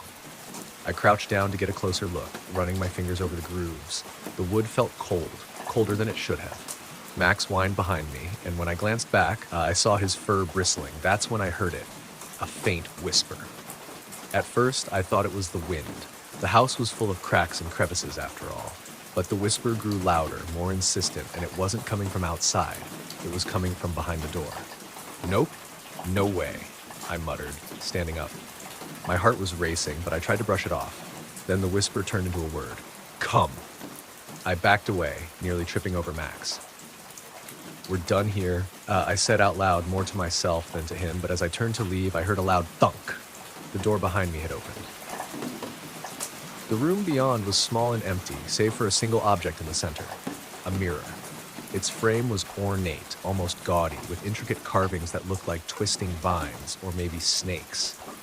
The glass was cloudy, but as I stepped closer, I realized it wasn't just dirt or age. It was moving. The surface rippled, like water disturbed by a breeze, and then I saw it, my reflection. Only, it wasn't me. The figure in the mirror looked like me, but its eyes were wrong. Dark, hollow. It raised a hand and so did I, but the movements didn't match. I stumbled back, my breath hitching, but the thing in the mirror smiled, a wide, unnatural grin that stretched too far. "Leave," it said, though its lips didn't move. The voice wasn't mine. I grabbed Max and ran. The hallway seemed longer than before, the shadows deeper, pressing in on either side. I swore I could hear footsteps behind me, but I didn't dare look back. When I finally burst outside, the air felt sharp and cold, like I'd surfaced from underwater. I didn't stop running until I reached my car, Max barking the whole way. I never went back. I called the attorney the next day and told him to sell the place, no questions asked. But sometimes, late at night, I see it. The mirror. Not in the house. Here in my own home. Just for a second, out of the corner of my eye, and when I look closer, it's gone. Or maybe it's just waiting. So yeah, that's my story. Take from it what you will, but if you ever inherit a creepy old house, do yourself a favor and burn it to the ground. All right, settle in. This one still messes with me, and I swear it's all true. If you've ever thought about spending the night in the woods, let this be your warning. It started as a simple camping trip. I'd been working nonstop for weeks, drowning in deadlines and late-night emails. I needed a break, and the woods near my hometown seemed like the perfect escape. Quiet, peaceful, away from everything. I packed light, just a tent, some food, and my old notebook. I planned to hike out to a spot I remembered from when I was a kid, a small clearing with a view of the river. It was supposed to be relaxing. The hike started off great. The trail was overgrown but manageable, and the air smelled of pine and damp earth. Birds chirped in the distance, and sunlight filtered through the canopy above. For the first For the first time in weeks, I felt like I could breathe. But as I got closer to the clearing, the forest started to change. The trees grew denser, their branches twisting together like they were trying to block out the sky. The air felt colder, heavier, and the usual sounds of the forest, birds, rustling leaves, distant animal calls, were gone. It was silent. I told myself I was overthinking it. Forests can be weird, right? When I reached the clearing, I almost laughed at how normal it looked. The grass was a little long and the river was lower than I remembered, but it was still the same spot. I set up my tent near the edge of the clearing where the trees weren't as thick and spent the afternoon writing and listening to the water. As the sun started to set, I built a small fire and cooked dinner. Everything was fine, until it wasn't. It started with the whispers. At first, I thought it was the wind. The trees were swaying gently and the sound was faint, almost like a soft hum. But then I realized it wasn't random. The whispers had rhythm, like words spoken too softly to understand. I froze, straining to hear. "Hello?" I called out, my voice cracking in the stillness. The whispers stopped. I shook it off, blaming my imagination. I'd been stressed for weeks. Maybe I was just hearing things. But then I saw it. A shadow, darker than the night, moving through the trees on the far side of the clearing. It was quick, just a flicker, but it didn't feel right.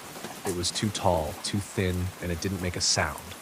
Max, the golden retriever I borrowed from my best friend for the trip, growled low in his throat. His hackles were up, and his eyes were locked on the same spot. "Hey!" I shouted, standing up and grabbing a stick from the fire. "Who's there?" No answer. I should have packed up and left right then, but I didn't. Instead, I sat by the fire, clutching the stick like it would do anything, and waited. The shadows didn't come back, and the whispers didn't return. By midnight, I convinced myself it was just my mind playing tricks. But then I noticed the symbol. It was etched into the ground near my tent. A circle surrounded by jagged lines with something that looked like an eye in the center. I swear it wasn't there when I set up camp. The lines were too sharp, too precise, like they'd been carved with a blade. Max barked suddenly, his body rigid, and I spun around. There, just beyond the firelight, was another shadow. This time, it didn't move. It just stood there, tall and thin, watching. I didn't sleep. The shadow disappeared after a while, but the feeling it left behind didn't. The whispers started up again, louder now, circling the clearing like a sinister chant. Max whimpered, curling up close to me, and I held on to him like a lifeline. The fire burned low, casting flickering light over the trees, and I swore I saw shapes moving in the darkness. Shapes that weren't human. When dawn finally broke, I didn't waste a second. I packed up my things, grabbed Max, and started back down the trail. But the forest didn't let us go easily. The shadows followed, darting between the trees, just out of reach. The whispers grew louder, overlapping in a maddening chorus. By the time I stumbled back to my car, my hands were shaking, and Max was practically dragging me the last few steps. I never went back. But sometimes, late at night, I hear the whispers. Not in the forest, here, in my apartment. And when I look into the mirror, I see the symbol carved into the reflection, even though it's not on the glass. It's like the forest didn't stay there, it followed me. So yeah, if you ever think about camping in a place that feels wrong, don't. Just don't. Alright, you're not going to believe this, but I swear every word is true. It happened when I went to check on my uncle's old place, a cabin deep in the woods. I thought it'd be simple, just lock the doors, pick up the mail, and head home. But I've never felt the same since. It had been years since I'd been to the cabin. My uncle loved that place. He always said the isolation was peaceful, that it was his sanctuary. But after he passed, the cabin just sat there, empty. My family had been arguing over what to do with it, and I guess they forgot I lived the closest. So, when the pipes burst last winter, they asked me to check things out. I didn't mind. It was only an hour's drive, and honestly, I liked the idea of getting out of the city. A quick trip in, snap some pictures, and leave. Simple. The road to the cabin was worse than I remembered. Twisting, overgrown, barely wide enough for my car. By the time I pulled up, the sun was already dipping below the treetops, casting long shadows across the clearing. The cabin looked wrong. It wasn't the age, though the place was definitely weathered. It was the feeling. The way the windows seemed too dark, the door slightly ajar like it had been expecting me. I stepped out of the car, the gravel crunching underfoot, and that's when I noticed how quiet it was. No birds, no wind, not even the hum of insects, just silence. Inside, the cabin smelled like mildew and wood smoke. The furniture was covered in sheets, and dust coated everything in a thin, suffocating layer. The floor creaked under my boots as I walked through, checking the locks and making a list of repairs. But then I found the door. It was in the back corner of the living room, hidden behind an old bookshelf. I'd been in the cabin dozens of times growing up, and I swore there was never a door there before. It was heavy, made of dark wood with strange, shallow carvings. At first, I thought they were scratches, but when I looked closer, they formed a pattern, a circle surrounded by jagged lines. It reminded me of an eye. I shouldn't have opened it, but you know how curiosity works. The hinges groaned as I pulled the door open, revealing a narrow staircase leading down into darkness. The air that hit me was damp, cold, and metallic, like rust and earth. I stood there for a long time, my flashlight trembling in my hand. Something about the darkness felt alive, like it was waiting for me to step inside. And then I heard the first whisper. It was faint, almost like a breeze. "Come back." The words were barely audible, but they sent chills racing down my spine. I jerked my flashlight down the stairs, but the beam barely cut through the blackness. Max, my uncle's old dog, who'd somehow outlived him, whined from the doorway. He wouldn't come closer, his ears flat against his head as he stared down the stairs. I should have left right then. I know that. But instead I stepped down. The basement wasn't on any of the cabin's blueprints. It was a small, circular room, the walls lined with more of those carvings. The symbols seemed to twist and shift when I looked at them, like they were alive.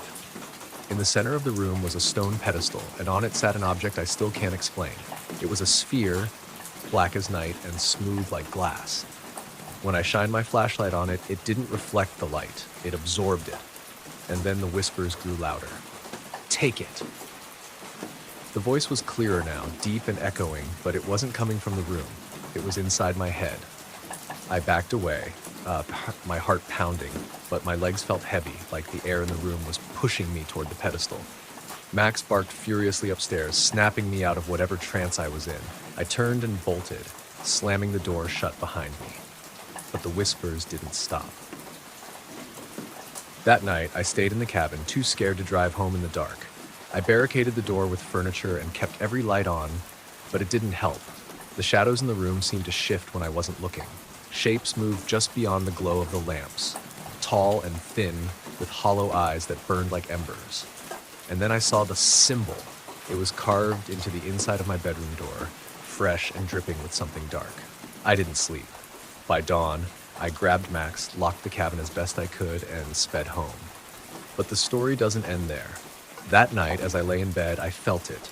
The same cold, damp air from the basement. When I looked toward my closet, the door was open, and inside I saw the eye carved into the wood. And I swear, the whispers haven't stopped since. So, if you ever come across a hidden door, don't open it. No matter how curious you are, some things aren't meant to be found. You ever have a place from your childhood that you're scared to even think about? The kind of place where the air felt heavier, where you just knew you shouldn't be? Yeah, I thought I left mine behind, until last week. It started with a funeral.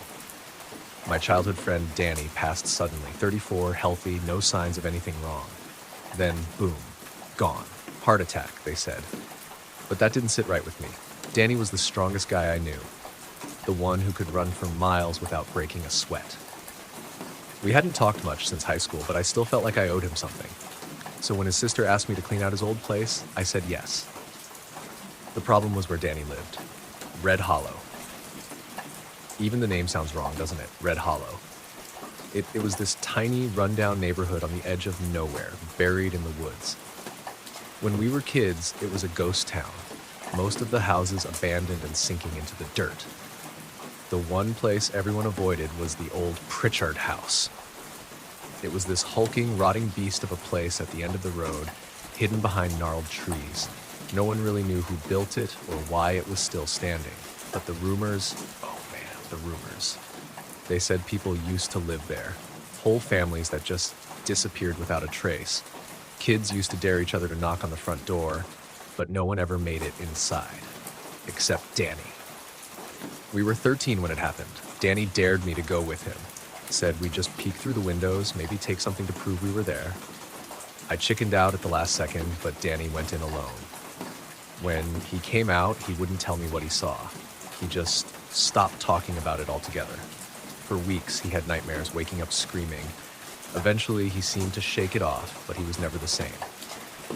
And now, here I was, standing on the porch of his house, staring at a key in my hand, and wondering why my stomach felt like it was in knots. Danny's house was as lifeless as the rest of Red Hollow.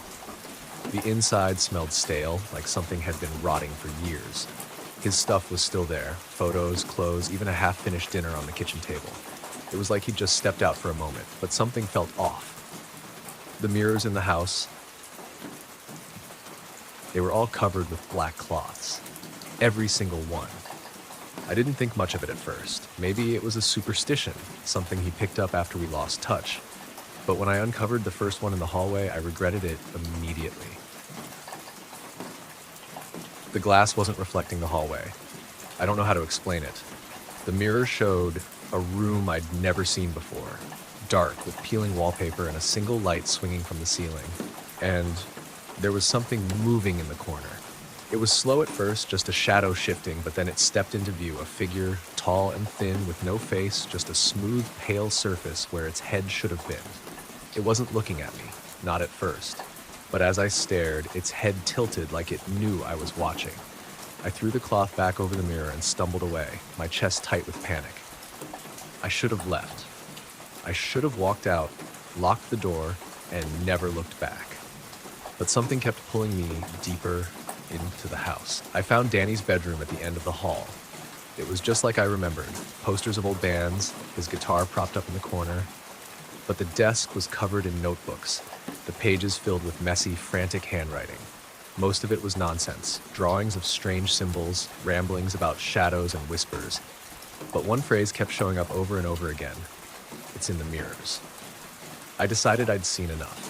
Grabbing the notebooks, I headed for the front door, but as I passed the hallway mirror, the cloth slipped off again. This time, the reflection wasn't just the strange room. It was me, standing there pale and trembling. But behind me, it was there. The figure was closer now, its head almost brushing the ceiling. Its long arms hung limply at its sides, but its presence was overwhelming. I couldn't move. My legs felt rooted to the floor, had my breath caught in my throat, and then it whispered my name. The sound snapped me out of my trance. I bolted for the door, throwing it open and running to my car. I didn't even look back until I was halfway down the road. When I finally did, the house was dark and still, but I swear I saw something standing in the upstairs window. I burned the notebooks when I got home, but that night I woke up to the sound of glass breaking. In my bathroom, the mirror had shattered, and written in the shards, like someone had dragged a finger through the dust, were 3 words, "You looked back." So yeah, I don't go near mirrors anymore. And if you're ever in Red Hollow, do yourself a favor, don't go near the Pritchard house.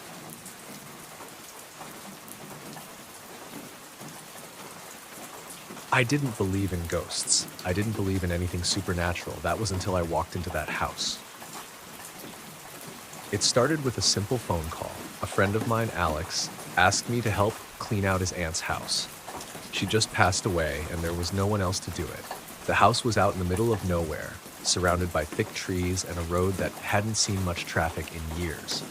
I didn't mind, though. I'd always enjoyed a bit of peace and quiet. Plus, Alex was a good guy, and I owed him a favor.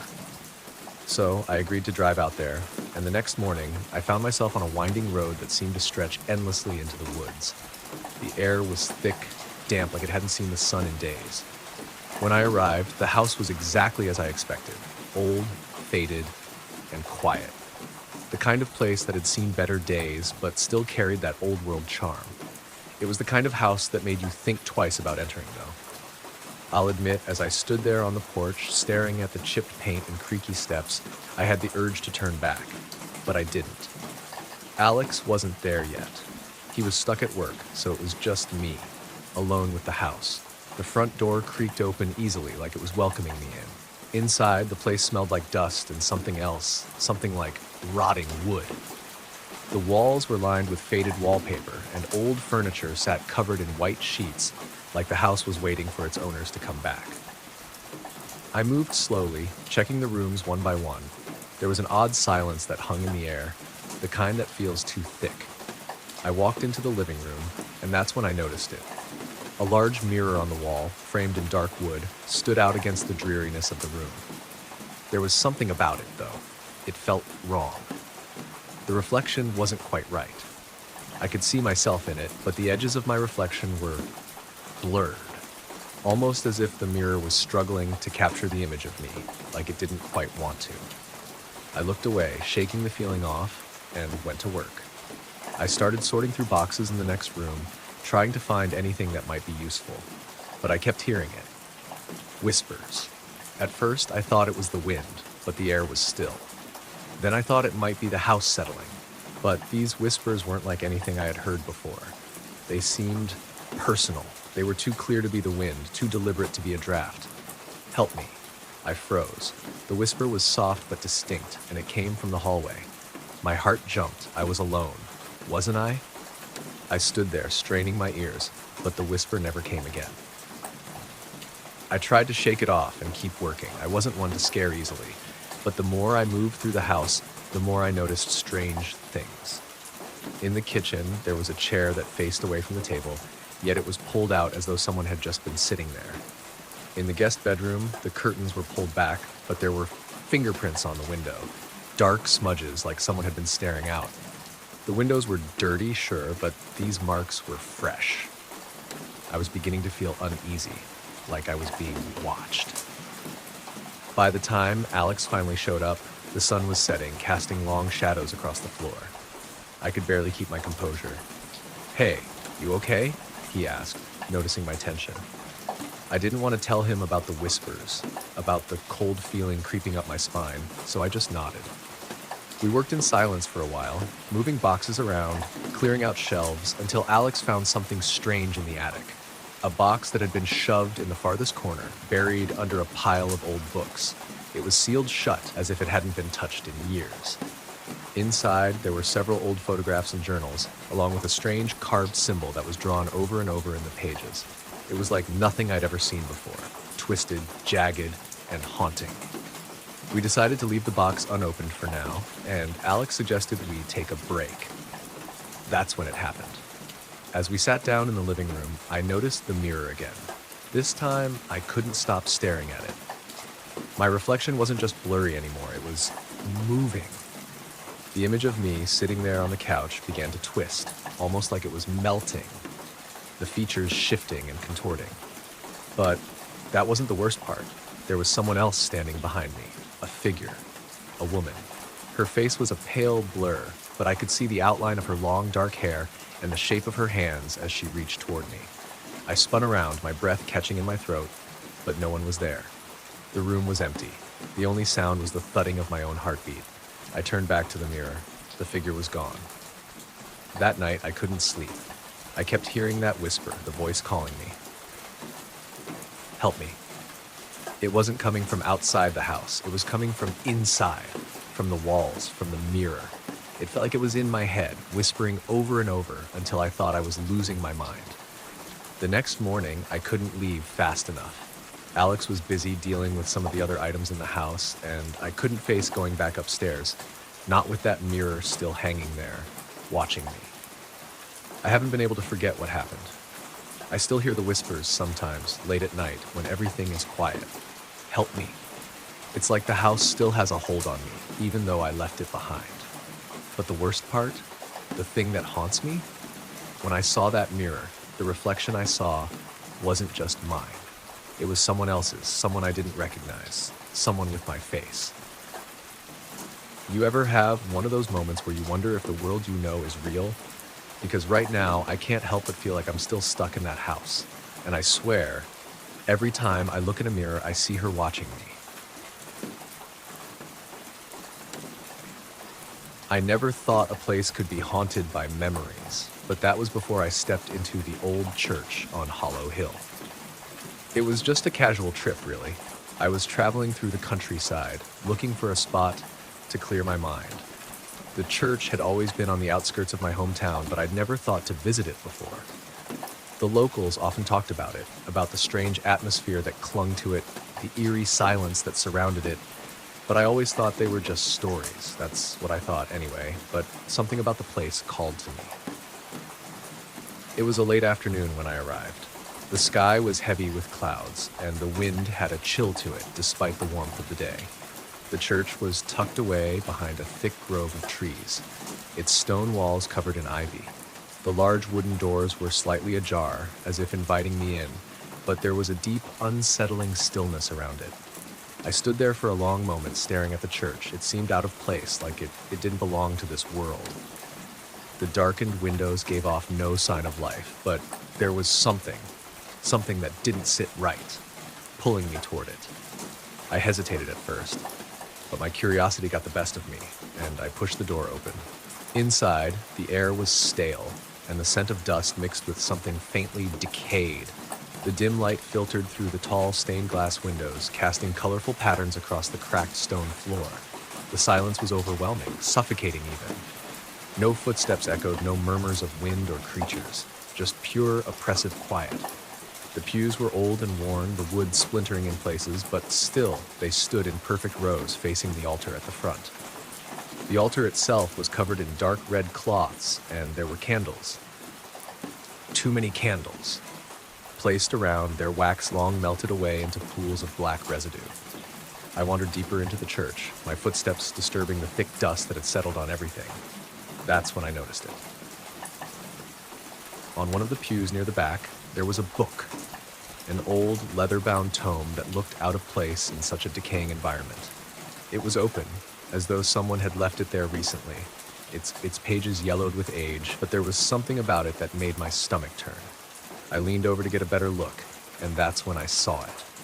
The pages were filled with symbols, twisted and unnatural. They were written in a language I didn't recognize, and the lines on the paper seemed to pulse as if alive. The air grew heavier, thicker, like the church itself was breathing. A soft whispering filled the air, low and unintelligible. I jumped back, my heart racing. What the hell? I muttered to myself, trying to brush it off as the wind or my mind playing tricks. But the whispers grew louder, like voices speaking from the walls, from the rafters above me. Leave. The word echoed in my mind, though it wasn't spoken aloud. It was like the building itself was urging me to go, pleading with me. I should have listened. I tried to calm my breathing, but my hands were shaking.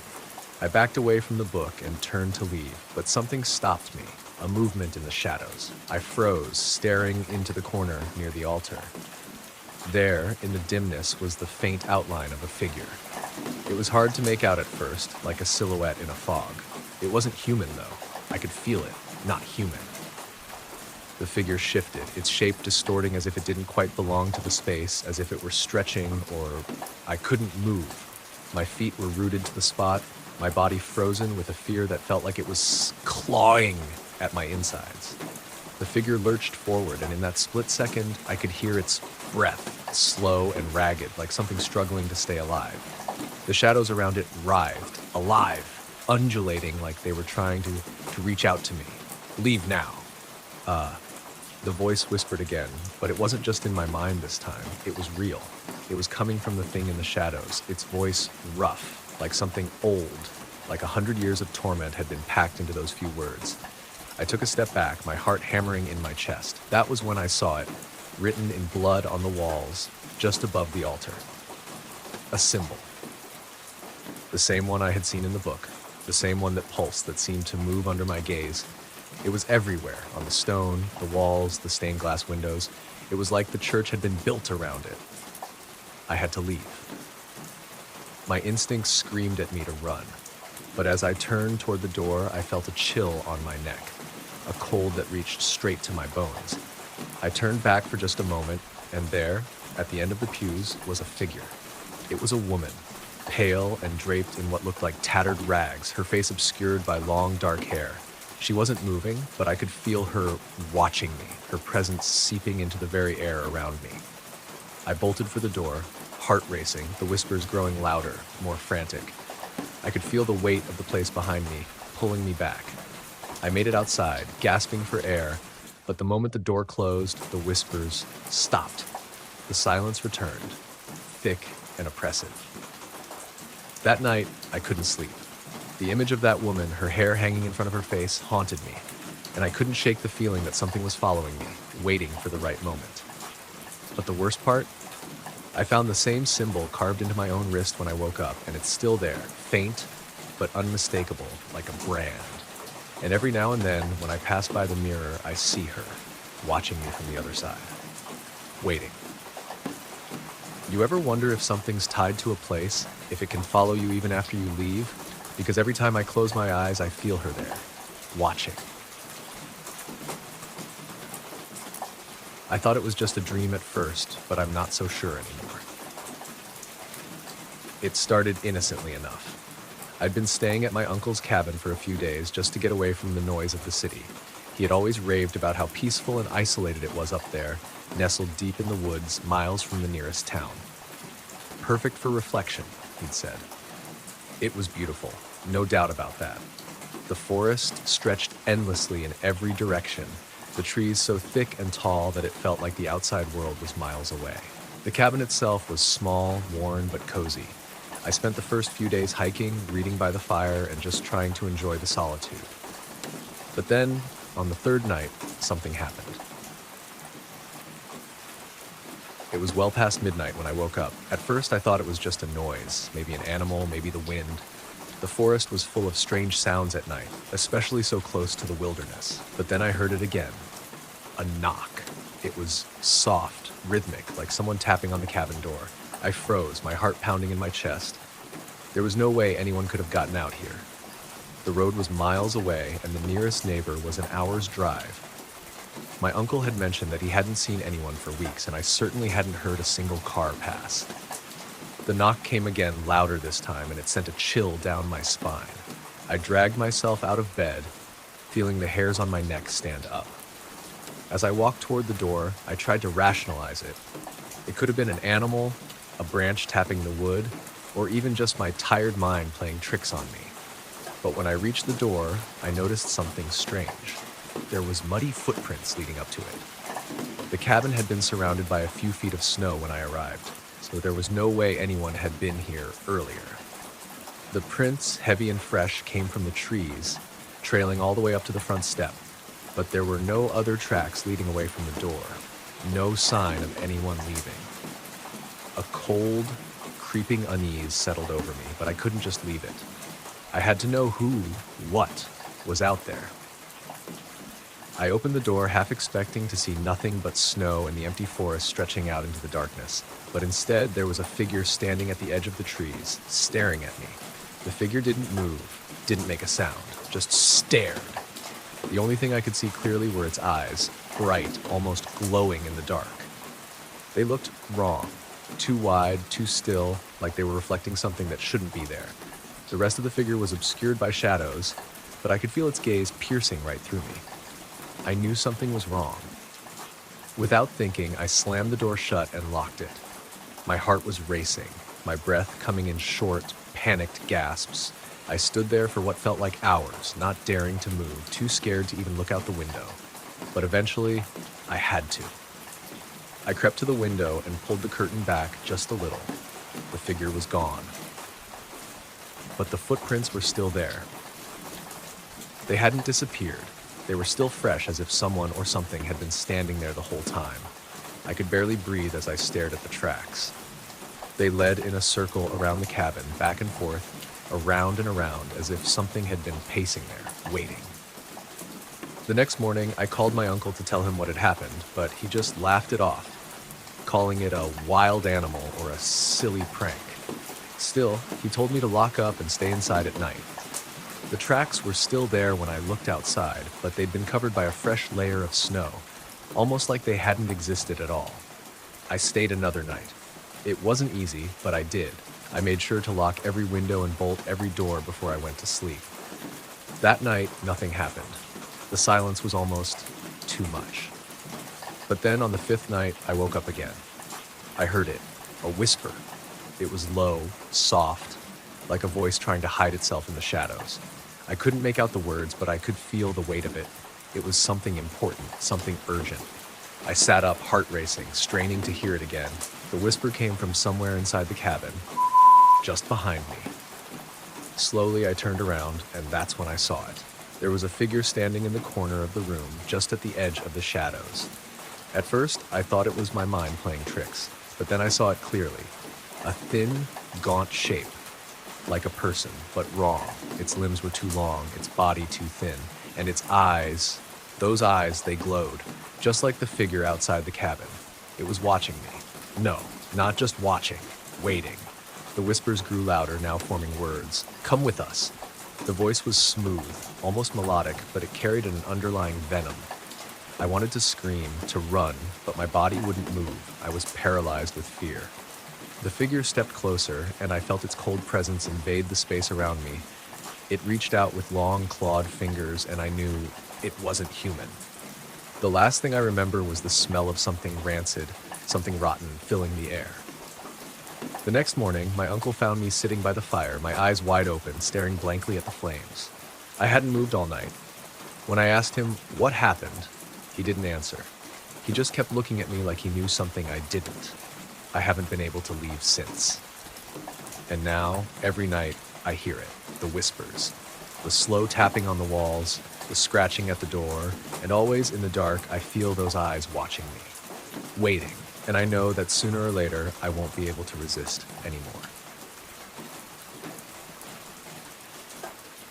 I never believed in ghosts until I had no choice.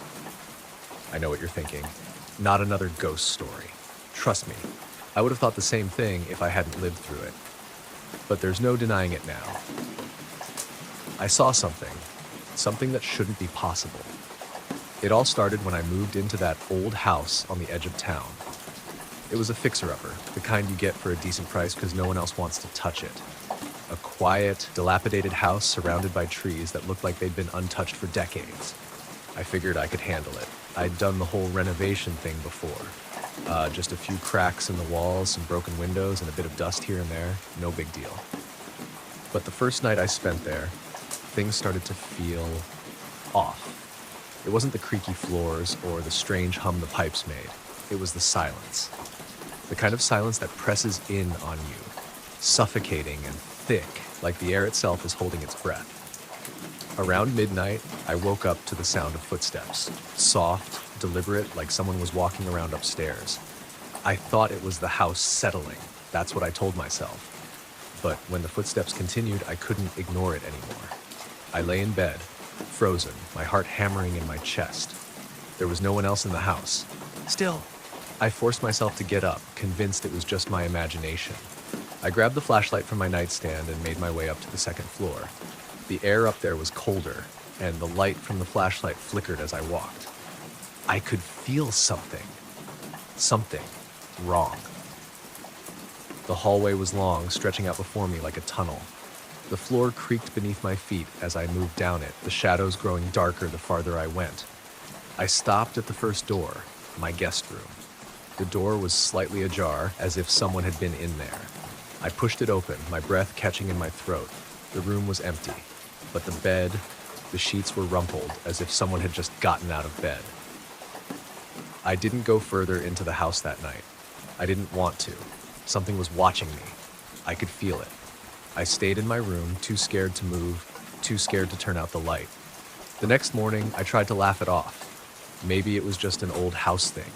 In fact, maybe the wind or the settling of the foundation had caused the noises. But then the whispers started. It was just little things at first. Muffled voices from another room, too soft to understand.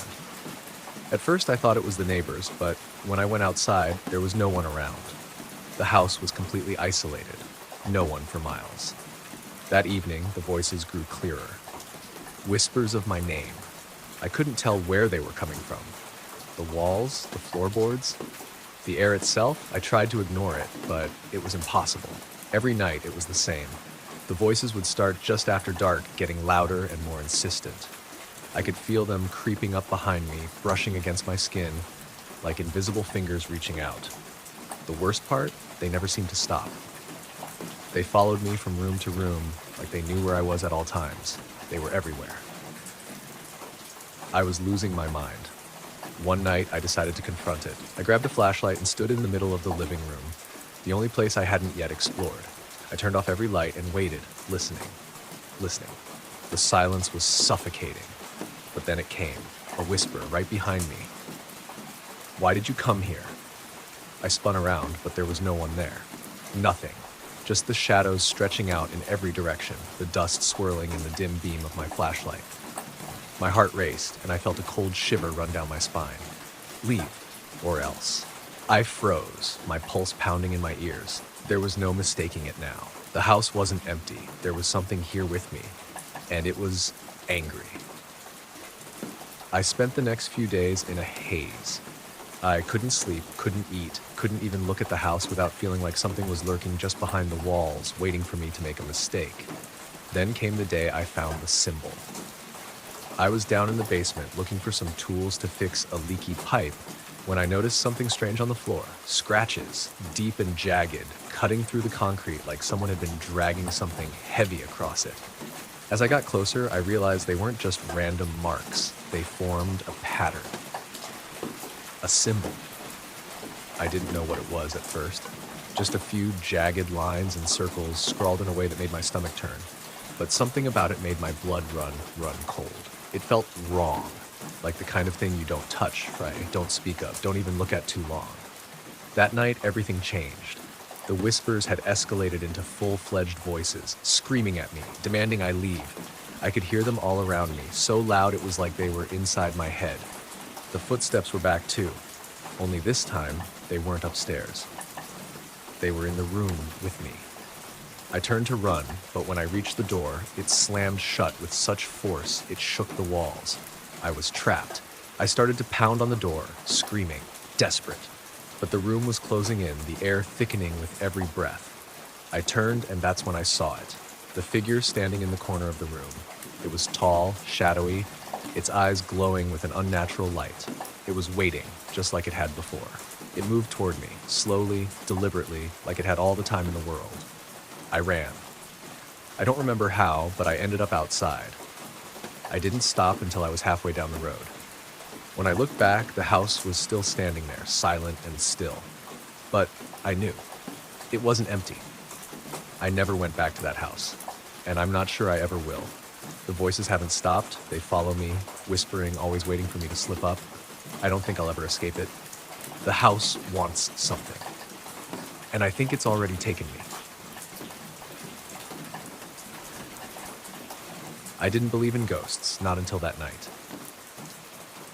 It all started when I inherited my grandmother's old house. Well, inherited might not be the right word. It was more like I got stuck with it after she passed away. The house had been abandoned for years. No one had lived in it since I was a kid. I had fond memories of visiting her there, the creaky floors, the musty smell of old books, the way the wallpaper seemed to peel itself back in the corners. I thought it'd be just another chore, cleaning up the place, maybe selling it off, but I had no idea what was waiting for me inside. I'd only been there a couple of hours. The house was still intact, mostly. The windows were grimy, but the place had a weird charm to it. It was cold, even though it was summer, but I shrugged it off. Old houses do that. I started in the living room. Dust, cobwebs, and furniture covered with old sheets. Nothing out of the ordinary. But then I saw something that stopped me dead in my tracks. There was a rocking chair by the window. It wasn't there before. I know it sounds crazy, but I could have sworn that chair wasn't there when I entered the room. I felt a chill creep up my spine as I stared at it, the dark wood of the chair gleaming in the pale light from outside. I shook my head, trying to clear my thoughts. I'm just being paranoid. I set to work, cleaning, but my thoughts kept wandering back to that chair. Something about it made me uneasy. I kept feeling like I was being watched, like someone was behind me, but when I turned around, nothing, just the empty house. Then, around midnight, I heard it. A faint creak, like the sound of old wood protesting under pressure. I froze, my breath caught in my throat. Was it the chair? I got up slowly and made my way to the living room, every step feeling heavier than the last. The rocking chair was still there, but it moved just a little, as if someone had given it a gentle push. Okay, that's it. I'm out of here, I whispered to myself. But before I could turn and leave, the whispering started. It was soft at first, just a murmur like the wind slipping through the cracks in the walls, but it wasn't the wind. It was a voice, a woman's voice, familiar yet distant. Come closer, come closer. I didn't move. I couldn't. My feet were glued to the floor, my heart pounding in my chest. The air around me grew heavy, thick, almost suffocating. I felt the hairs on the back of my neck stand up. Then the chair creaked again. This time it was louder, as if someone had gotten into it. Who's there? I forced the words out, my voice shaky. But no answer, just the sound of the chair rocking back and forth, back and forth. I didn't know what to do. My mind raced. Was it a prank? Was someone hiding in the house? But when I turned the corner into the hallway, I saw something that made my blood run cold. The walls. The walls were covered in symbols, strange, twisted shapes I didn't recognize. It was like someone had been carving into the plaster, slowly, over time. Some of them looked like they were made with something sharp. Other marks were smudged, as if the person had been in a hurry, desperate. I could feel the weight of those symbols. They were watching me. I turned around, wanting to leave, but the door wouldn't open. The handle wouldn't budge. I yanked and twisted, but it was like the house itself was holding me in. And then I heard it again. The voice. Come closer. Come closer, Emma. My breath hitched. It knew my name. That's when I saw her, a figure standing at the end of the hall. Her face was pale, her eyes wide and unblinking. She was wearing an old dress, one that looked like it had been torn and stitched back together multiple times. Her hair hung in front of her face, obscuring most of her features, but I could still feel her stare. Emma, she whispered, and I could feel the weight of it, like it was pulling me toward her. I didn't know what to do. My mind was screaming at me to run, but my body wouldn't move. I couldn't breathe. The house was pressing in around me, like it was alive. The floorboards beneath me creaked, and the whispers grew louder. Come closer, Emma. I finally snapped out of it. My hand flew to the door again, but this time it gave way. I didn't look back. I couldn't. I ran out of the house, across the yard, not stopping until I was a good distance away. The moonlight bathed the house in an eerie glow, and I could still hear her voice, faintly, carried on the wind. You can't leave, Emma. I never went back to that house. I never planned to. But what haunts me most isn't the house or the figure I saw. It's that voice, the one that keeps whispering my name, night after night. Come back, Emma. I can't escape it. The worst part, I swear, I can hear the faint creak of a rocking chair when I lay in bed at night. Always from the same place. And the worst part, I think it's waiting for me. I thought I was just exploring, but I should have left when I had the chance. You ever find yourself in a place that feels wrong from the moment you step in? It's hard to explain, but it's like the air itself is heavier, suffocating you with every breath. That's exactly how it felt the day I stumbled into the woods near my old house. I'm not usually the kind of person to go looking for trouble. I was just out for a walk, a way to clear my head after a long week. The forest was quiet, the kind of quiet that only a remote area can offer. It was peaceful, at first, just me, the rustling of the trees, and the occasional bird. I had walked out there a few times before. You'd think I'd be used to it by now, but there was always something about that place that kept me from going too deep. Still, I convinced myself it was all in my head. Nothing bad could happen on a normal hike, right? The deeper I went, the thicker the trees grew. I didn't even notice it at first, how the sunlight started to dim or how the ground beneath me grew soft and uneven. But when I looked around, it felt like the trees were closing in on me. The air felt dense, like I was walking through fog, even though there was none. I shook it off, telling myself it was just the isolation playing tricks on my mind. But then I heard it, a whisper. Soft, but it was there. It was so faint, I almost thought it was the wind. But the wind didn't speak my name. Emma! I froze. My heart skipped a beat. I looked around, trying to pinpoint where it came from. There was nothing. No movement in the trees, no sign of anyone. I told myself it was nothing. I kept walking, forcing my feet to move, but every step felt heavier. The whisper came again, clearer this time. Emma, come closer. This time I stopped dead in my tracks. I felt a chill spread across my skin, the hairs on the back of my neck standing up. There's no one out here. I'm alone. I turned around, scanning the path behind me. Nothing. It was like the forest itself had swallowed any trace of life. The path that had seemed so familiar now felt like it was changing, twisting in ways I couldn't explain. The trees weren't where they should have been. That's when I saw it. A symbol, etched into the bark of a tree. It wasn't anything I'd ever seen before. And not a symbol I recognized. It was a jagged, circular design with strange, intersecting lines. It looked like something ancient, something wrong. I shouldn't have touched it, but I did. I had to. The moment my fingers brushed the bark, I felt a sharp jolt of electricity course through me. I yanked my hand back, gasping for air, but the forest seemed to hold its breath. Everything went still, too still. Then the whisper came again, but this time it was loud. Clear. You're not alone, Emma. I looked around, panic creeping into my chest. There was no way I was imagining this. I could feel something watching me, waiting. I had to leave. I turned on my heel, ready to head back to the path, but that's when I heard the footsteps. Heavy, slow, unmistakable. They were behind me. My name again. But this time, the voice was low, guttural, as if someone or something was right on my heels. I broke into a run. My heart pounded in my ears as the trees blurred around me. The footsteps kept pace with mine, never slowing. I shouldn't have looked back. But I did. In the middle of the path, there was a figure. Dark, almost shadow-like, but its eyes were the only thing I could see clearly. Glowing. Red. I could barely breathe. I felt my legs give way beneath me, and I fell hard to the ground. The figure didn't move. It just stared at me, its eyes burning through the trees, there watching me like prey. I scrambled to my feet, stumbling, falling, desperate to get away. I didn't care where I was going. I just needed to get out of there. By the time I reached the edge of the woods, the whispering had stopped. The footsteps had faded, but the weight of the forest lingered. It was still watching me. I didn't stop running until I was back at my house, breathless and terrified. My heart was still pounding in my chest. I locked the door behind me, trying to steady my shaking hands. I didn't go back to that forest. Not then, not ever. But the strange thing is, it didn't leave me. That night I heard the whisper again, from the woods.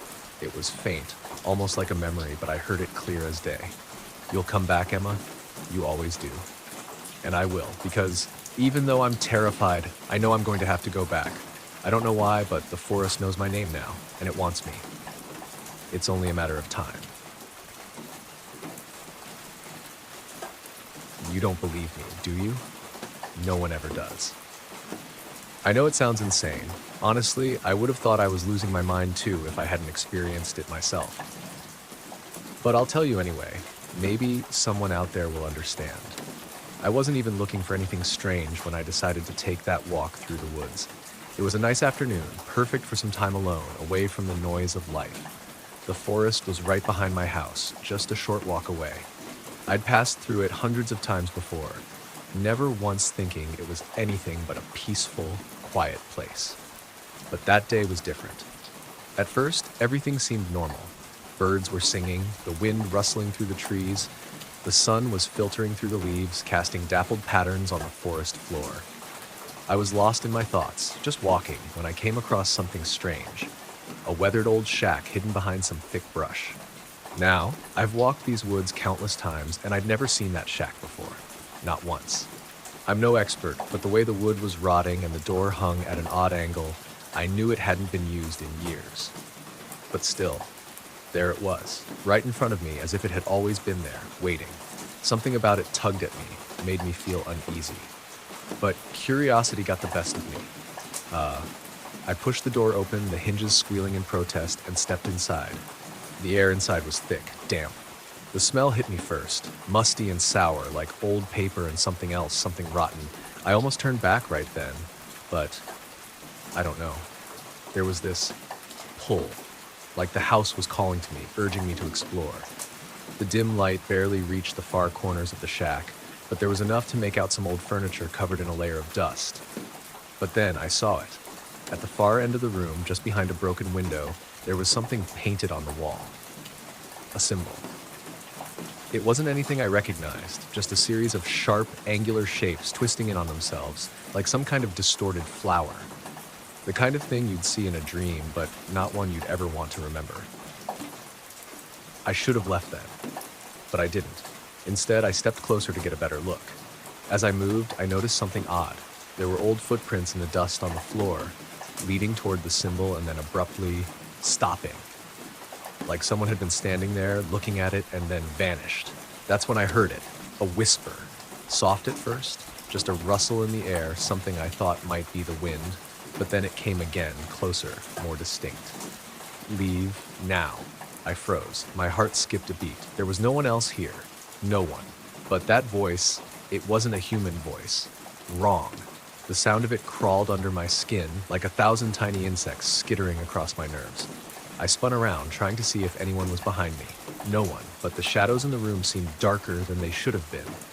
They moved in a way that didn't make sense. I swear I saw something shift in the corner of my eye.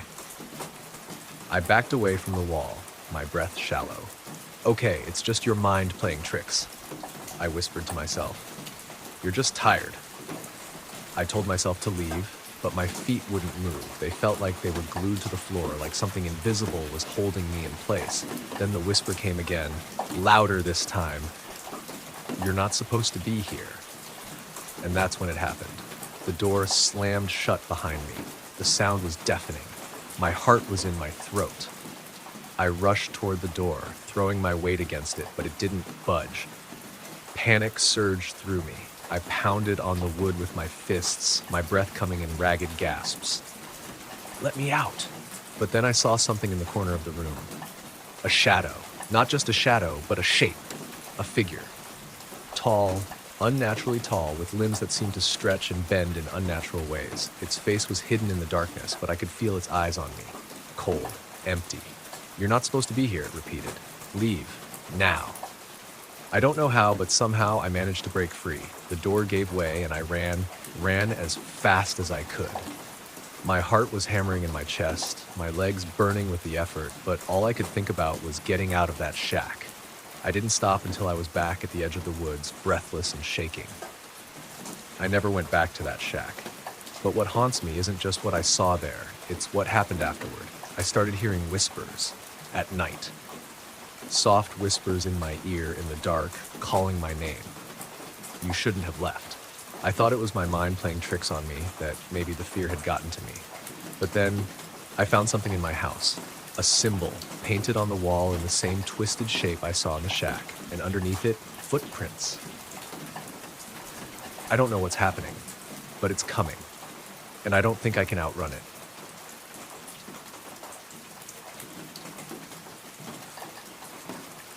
I never believed in curses, but now I'm not so sure.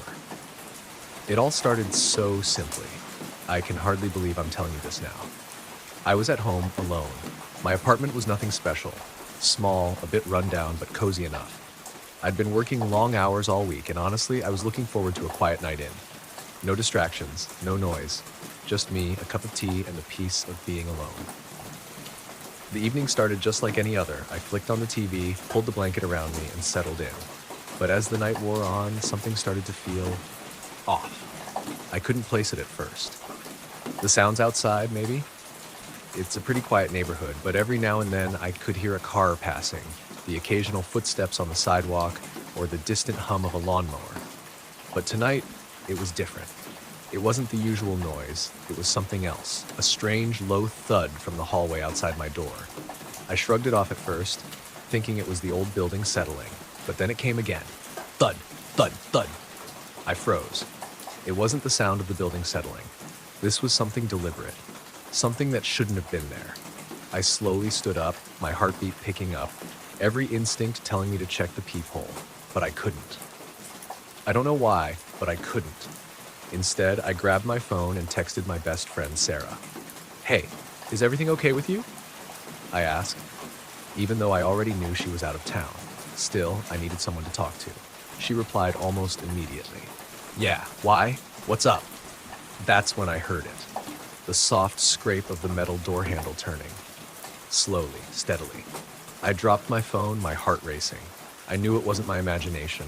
someone was trying to get in. Panic started to creep in. I rushed to lock the door, double-checked the chain, but I knew that wouldn't stop whoever it was out there. I had to hide. The bedroom was the only place in the apartment where I felt even remotely safe, so I darted in, pulling the door shut behind me. For what felt like hours, I lay there in the dark, listening. The sounds outside the door faded. At least, I thought they did. My breathing was heavy, and every little noise made me jump. I told myself it was nothing. Maybe I was just imagining things. But then I heard a voice. "I know you're in there." It wasn't loud, just a soft whisper through the crack in the door. "I know you're in there. You can't hide forever." I couldn't breathe. The voice was so familiar, but I couldn't place it. I had no idea who it was. But I could feel it. The fear. It wrapped around me, squeezing tighter with every word. I tried to stay as still as possible, but the air in the room seemed to grow thicker. My phone buzzed in the darkness. Sarah again. "What's going on? Are you okay?" I texted back, my hands shaking. "Someone's outside my door. I don't know who, but I can hear them." I waited for a response, but none came. I don't know how much time passed. Minutes? Hours? I couldn't tell. But then another sound, faint but clear, came from the hallway. The same low scrape of the door handle. "Let me in," came the voice again. This time it was louder, more desperate. Then, as if from nowhere, I heard the unmistakable sound of my own name. "It's me. Let me in." "It's me, Emily." My heart stopped. No one called me that. Not since he... I'm not sure how I managed it, but I finally mustered the strength to open the door. I couldn't tell if I was going insane, but I had to know who was out there. And when I opened it, there was no one. No one at all. My stomach dropped, but something told me to look down. There it was, a letter folded neatly at my feet. I picked it up, trembling. The handwriting was sloppy, frantic, but unmistakably familiar. My father's handwriting. It said, "You shouldn't have come back." The moment I read that, I heard the scraping sound again. I glanced toward the hall, but there was no one. I slammed the door shut, locked it, and for the first time, I felt like I could finally breathe again. But then, I realized something. The lights were on, the ones I'd turned off when I first sat down. I had to check. I slowly made my way to the living room, every step heavy, every creak of the floor a reminder that I was no longer alone. And there, sitting on my couch, was a figure, not a shadow, a person. It was a man, the same man who I had tried to forget for years. My father. His face was pale, gaunt, his eyes, they were hollow, staring into mine with a cold, unnatural intensity. He smiled. "I told you not to come back, didn't I?"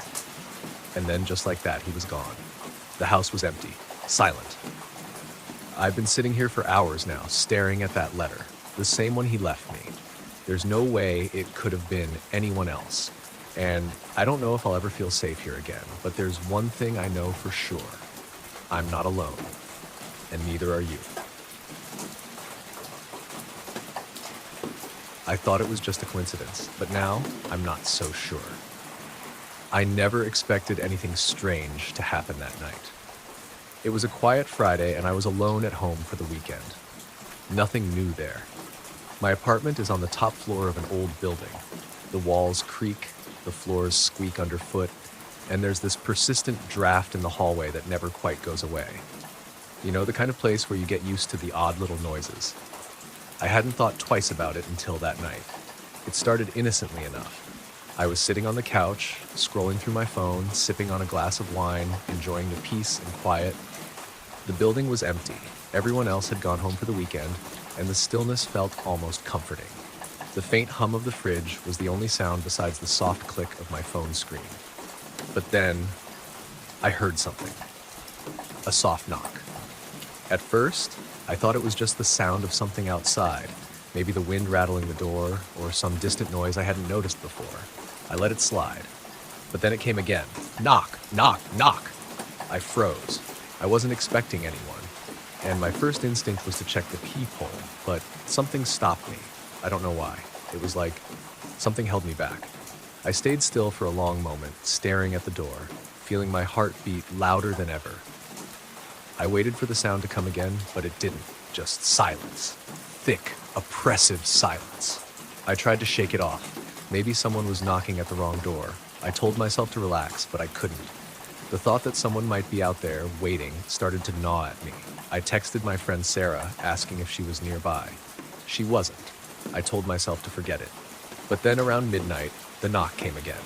This time, though, it wasn't just a knock. It was a tap, tap, tap. Light, but deliberate. Too deliberate. I walked to the door slowly, holding my breath. I leaned my forehead against it for a second, trying to hear through the wood, but there was nothing. Then, just as I pulled away, the sound shifted. It wasn't a knock anymore. It was a soft whisper. Barely audible, but there. I know you're in there. My blood turned cold. I didn't know what to do. I couldn't move. I stood there for what felt like an eternity, my back pressed to the door. I was terrified to even touch the handle, but eventually I did. My hand trembled as I slowly, so slowly, turned the lock and opened the door a crack. No one. There was no one standing there, just the dark, empty hallway. I closed the door quickly, locked it again, and slid to the floor. My mind was racing. Was I hearing things? Was I imagining it? But the words, "I know you're in there," they felt too real. I couldn't shake the feeling that I wasn't alone. The building, which had always been so empty, now felt full of hidden eyes, watching, waiting. I tried to distract myself, went back to my phone, but my thoughts kept drifting. I couldn't stop looking at the clock. Every time I glanced at it, more time had passed. And with each passing minute, the feeling of being watched intensified. Around 3 a.m., the silence was shattered again. A phone call. I glanced at the screen. Unknown number. I shouldn't have picked it up, but I did. Hello? My voice was shaky. At first, there was only silence on the other end. Then the whisper again. I'm still here. My blood ran cold. I was paralyzed. I couldn't speak.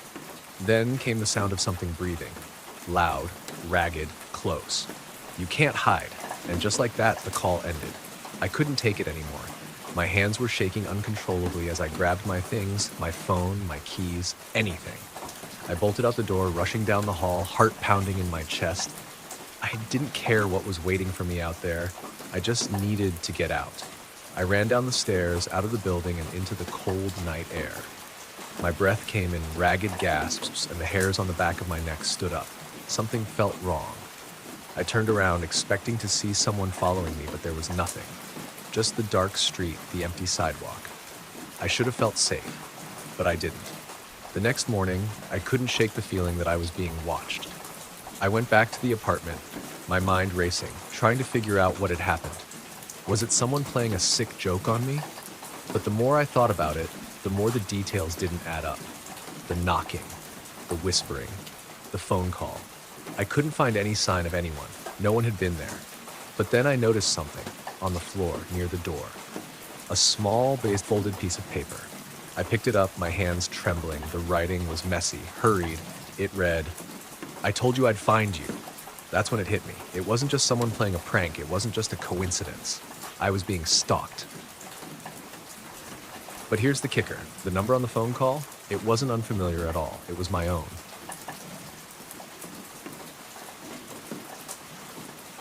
I never believed in ghosts, not until that night.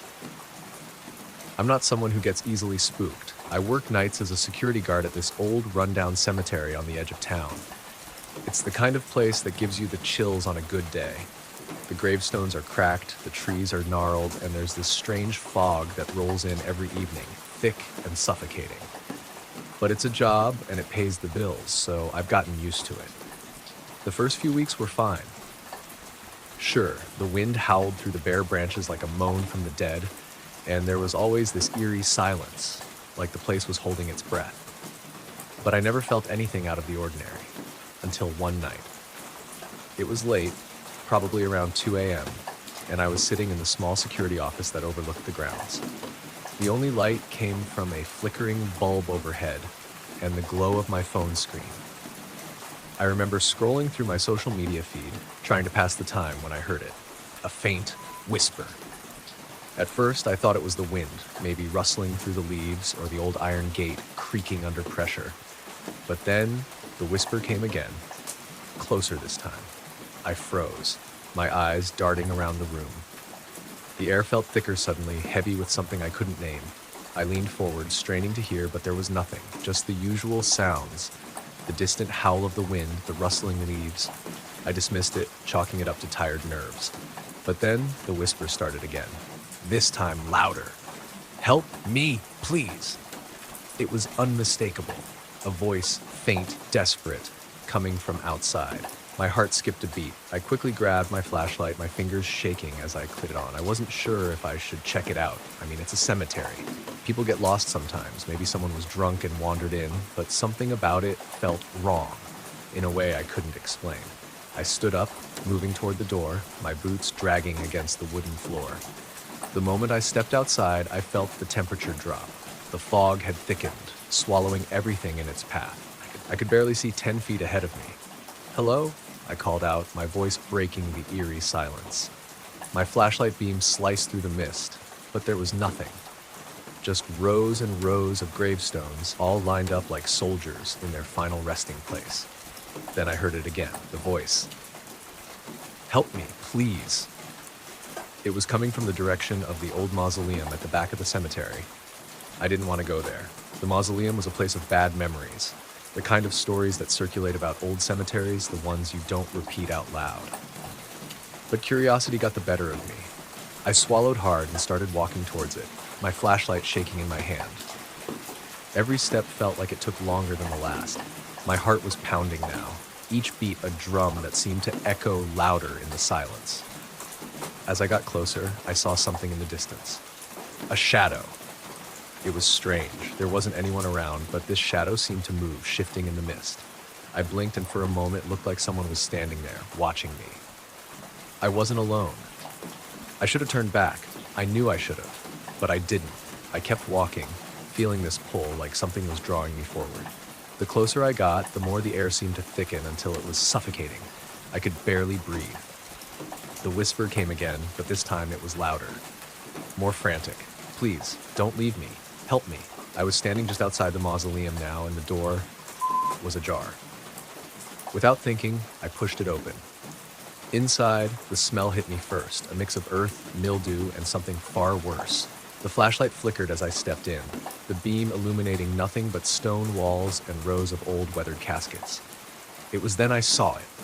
A figure. At first, I thought it was just a trick of the light, some broken shadow cast by the beam of my flashlight.